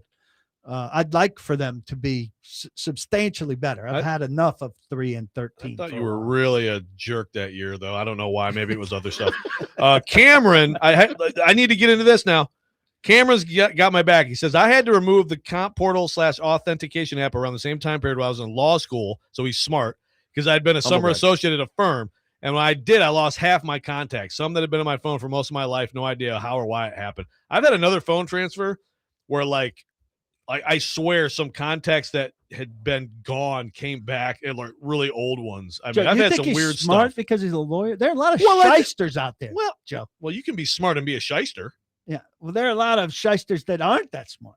Well, that's true. I mean, there are a lot of bad lawyers. I mean, if you're in law, if you think all lawyers are geniuses, no, but you've got a worldview problem. But shut up. If you're in law school, then you're at least a college graduate, so there's some level of intelligence that you would presume.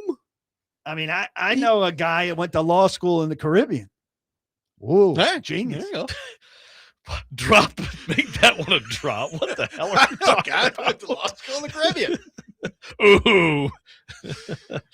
Taylor in Bellevue asking, Paul, do you think the Chiefs could be a team that may trade up for Love? Titans would get 9 and 29. Well, they just spent money on Kenneth Walker, so they may trade up. They may but trade I don't up, but I think don't they're think it's for trading Love. up for Jeremiah Love unless they really want the double whammy in the back. I have seen someone this mock Mahomes.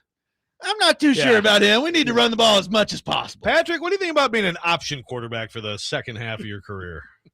Yeah, but I saw someone mock him to them. I did too. It was a while ago. Was that? Yeah. Well, look, I would say this. If they stayed at 9 and he's still on the board at 9, I'd probably think about it if I was them, because it's like, well, I mean. Yeah, except that I'd take a Bane then or something. You know what I mean? Like They need a receiver. I would think or a if Tate Tate's or there. Yeah. Or Mekhi Lemon. I mean, seriously, Mekhi Lemon with Patrick Mahomes. Here's a Watch stat out. for you, Joe. How many Okay. times do you think that Jeremiah Love carried the ball 20 times or more at Notre Dame? Well, that's a good question, and my guess is going to be very low because Price got the ball a lot. There was some notable games last year, including his Miami, where it was like, guys, how are you not getting him the ball? So you're saying his entire career, 20 plus times. Yeah, I'm going to say twice. 3. It's pretty close. All last year. There you go. Yeah. Yeah.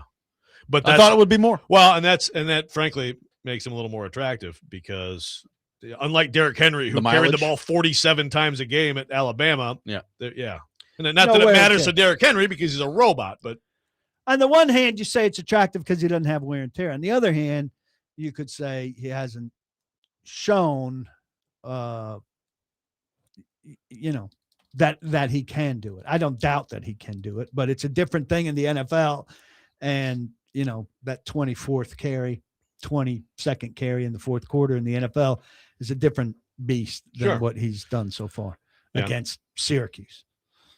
Well, and also, Titans fans around here are used to watching a running back that, as the game went on, got stronger. That's not a normal thing, right? Like that's not a normal occurrence in the NFL. So I don't know if like Jeremiah Love, I don't know what that's going to look like at all. But if you're using him, if you're taking him at number 4, going back to like the conversation of how much you use him, I mean, I understand they got a second-year quarterback. Right now, the weapons would dictate that he's probably your best weapon. So you got to use him a lot. So can you handle the strain of that in your rookie year if you're Jeremiah Love? Right. And then that gets into injury history to me, because if there is a significant injury history, you're just more swings at the right, like just more possibility. But he's pretty sound, right? He's a pretty clean prospect.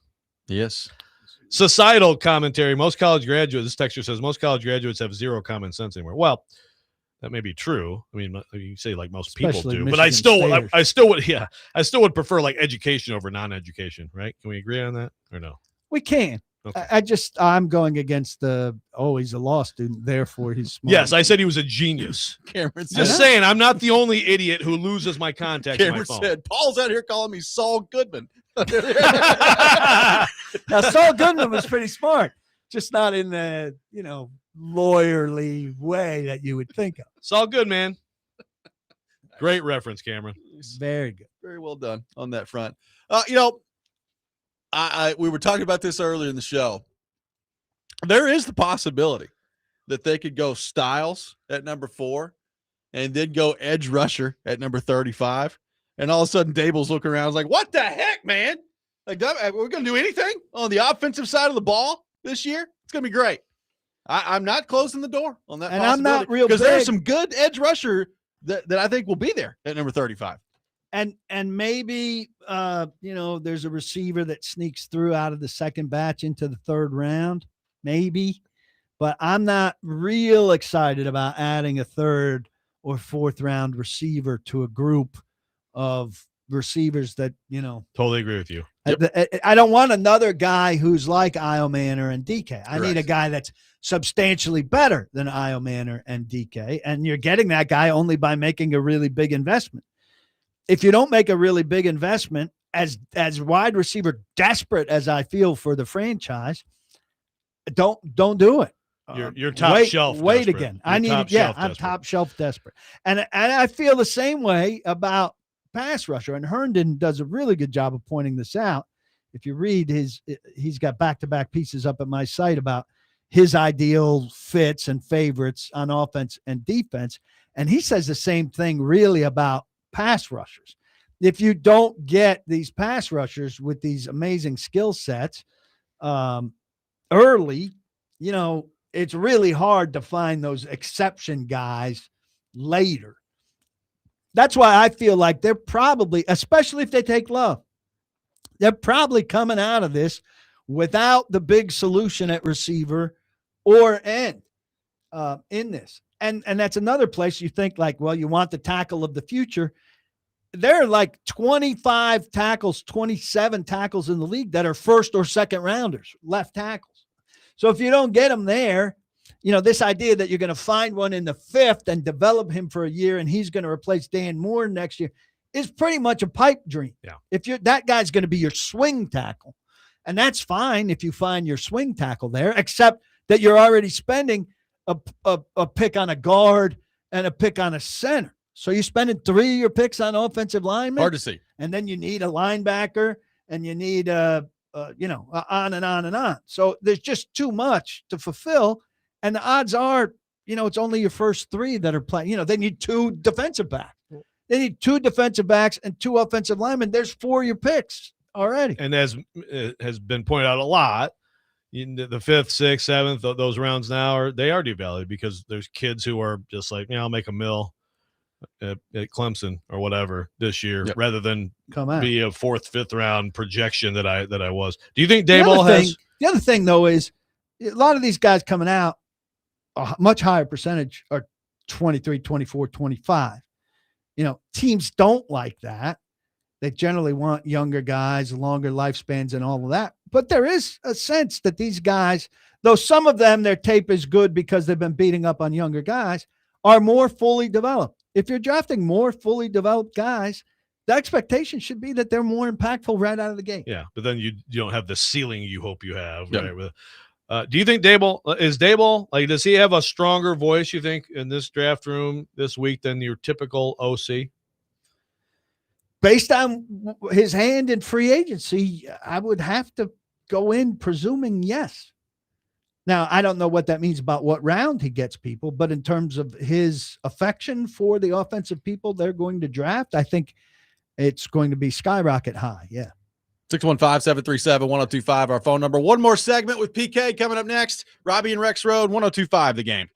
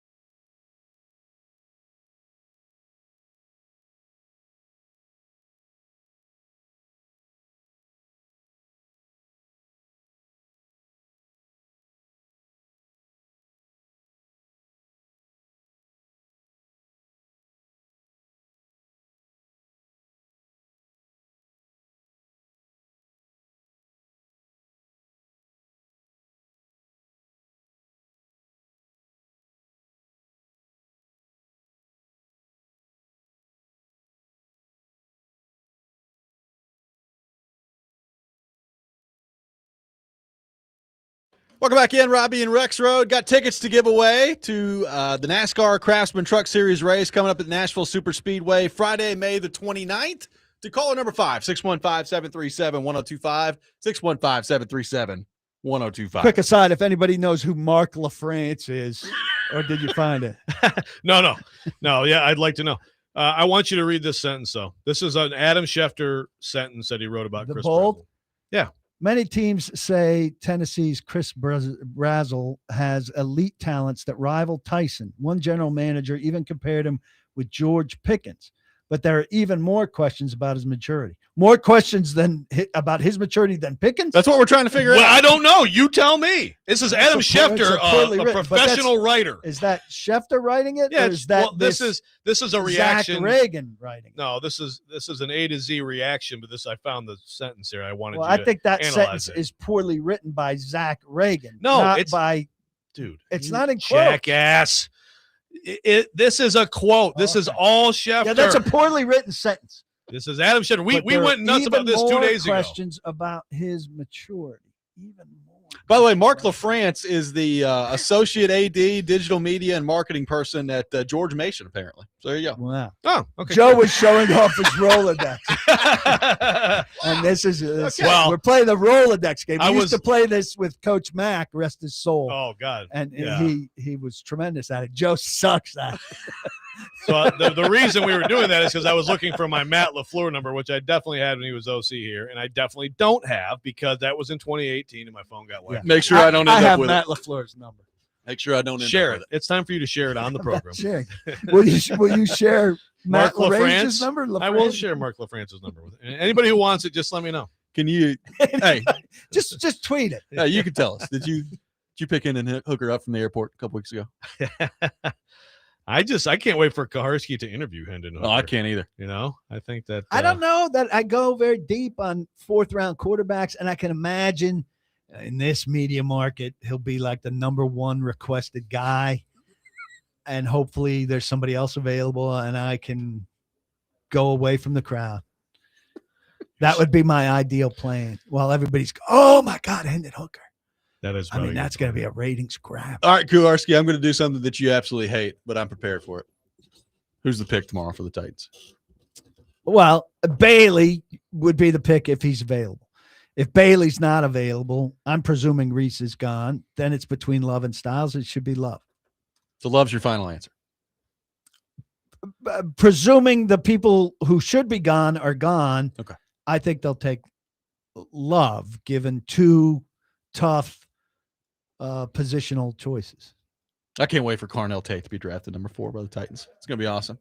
Well, how Schrager just threw him in at the end. He's like, Carnell Tate. Keep an eye on him. Make sure we throw in every possible Ohio State draftee that the Titans could take. If they took Carnell Tate, I mean, can't take Carnell Tate. Yeah, it would seem like a reach. It would seem like a need reach. It would seem like Corey Davis 9 years ago, right? It's pretty good comparison. You can't draft a number 2 receiver with number 4 in the draft, no matter how difficult the draft is.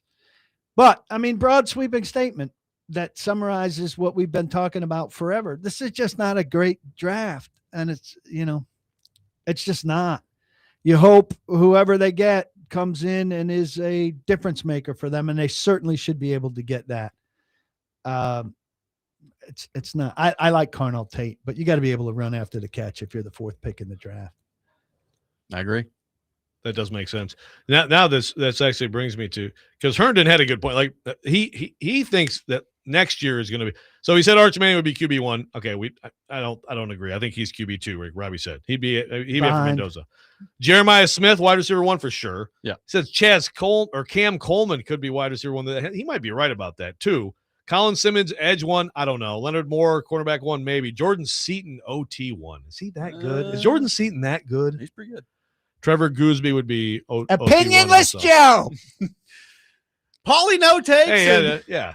Don't try to put your Paulie no takes this stuff on anybody else. I don't know some of these guys as well. Your guy is a college football. Your guy is a film grinder. He is. I'm not grinding the film. You should be reading it at paulkuharsky.com. He's got tremendous stuff up right now. The best you're going to find in Nashville. And you know what he doesn't do? I mean, I'm going to take another shot here. This guy just watches stuff on his own and has opinions on his own, and he's a smart football guy. You know what he's not doing? Pretending to talk to people all over the league. Yeah. There Not we go. doing that. There we go. Not doing that. PK? Ask Mike Herndon if he's talked to anybody in any front office. You know what he'll tell you? An honest no. PK, thank you for being with us. Don't block the box. Be sure to lock your lock. Next man up with Jake Holy Lyman no coming up takes. next. You're listening to 102.5 The Game.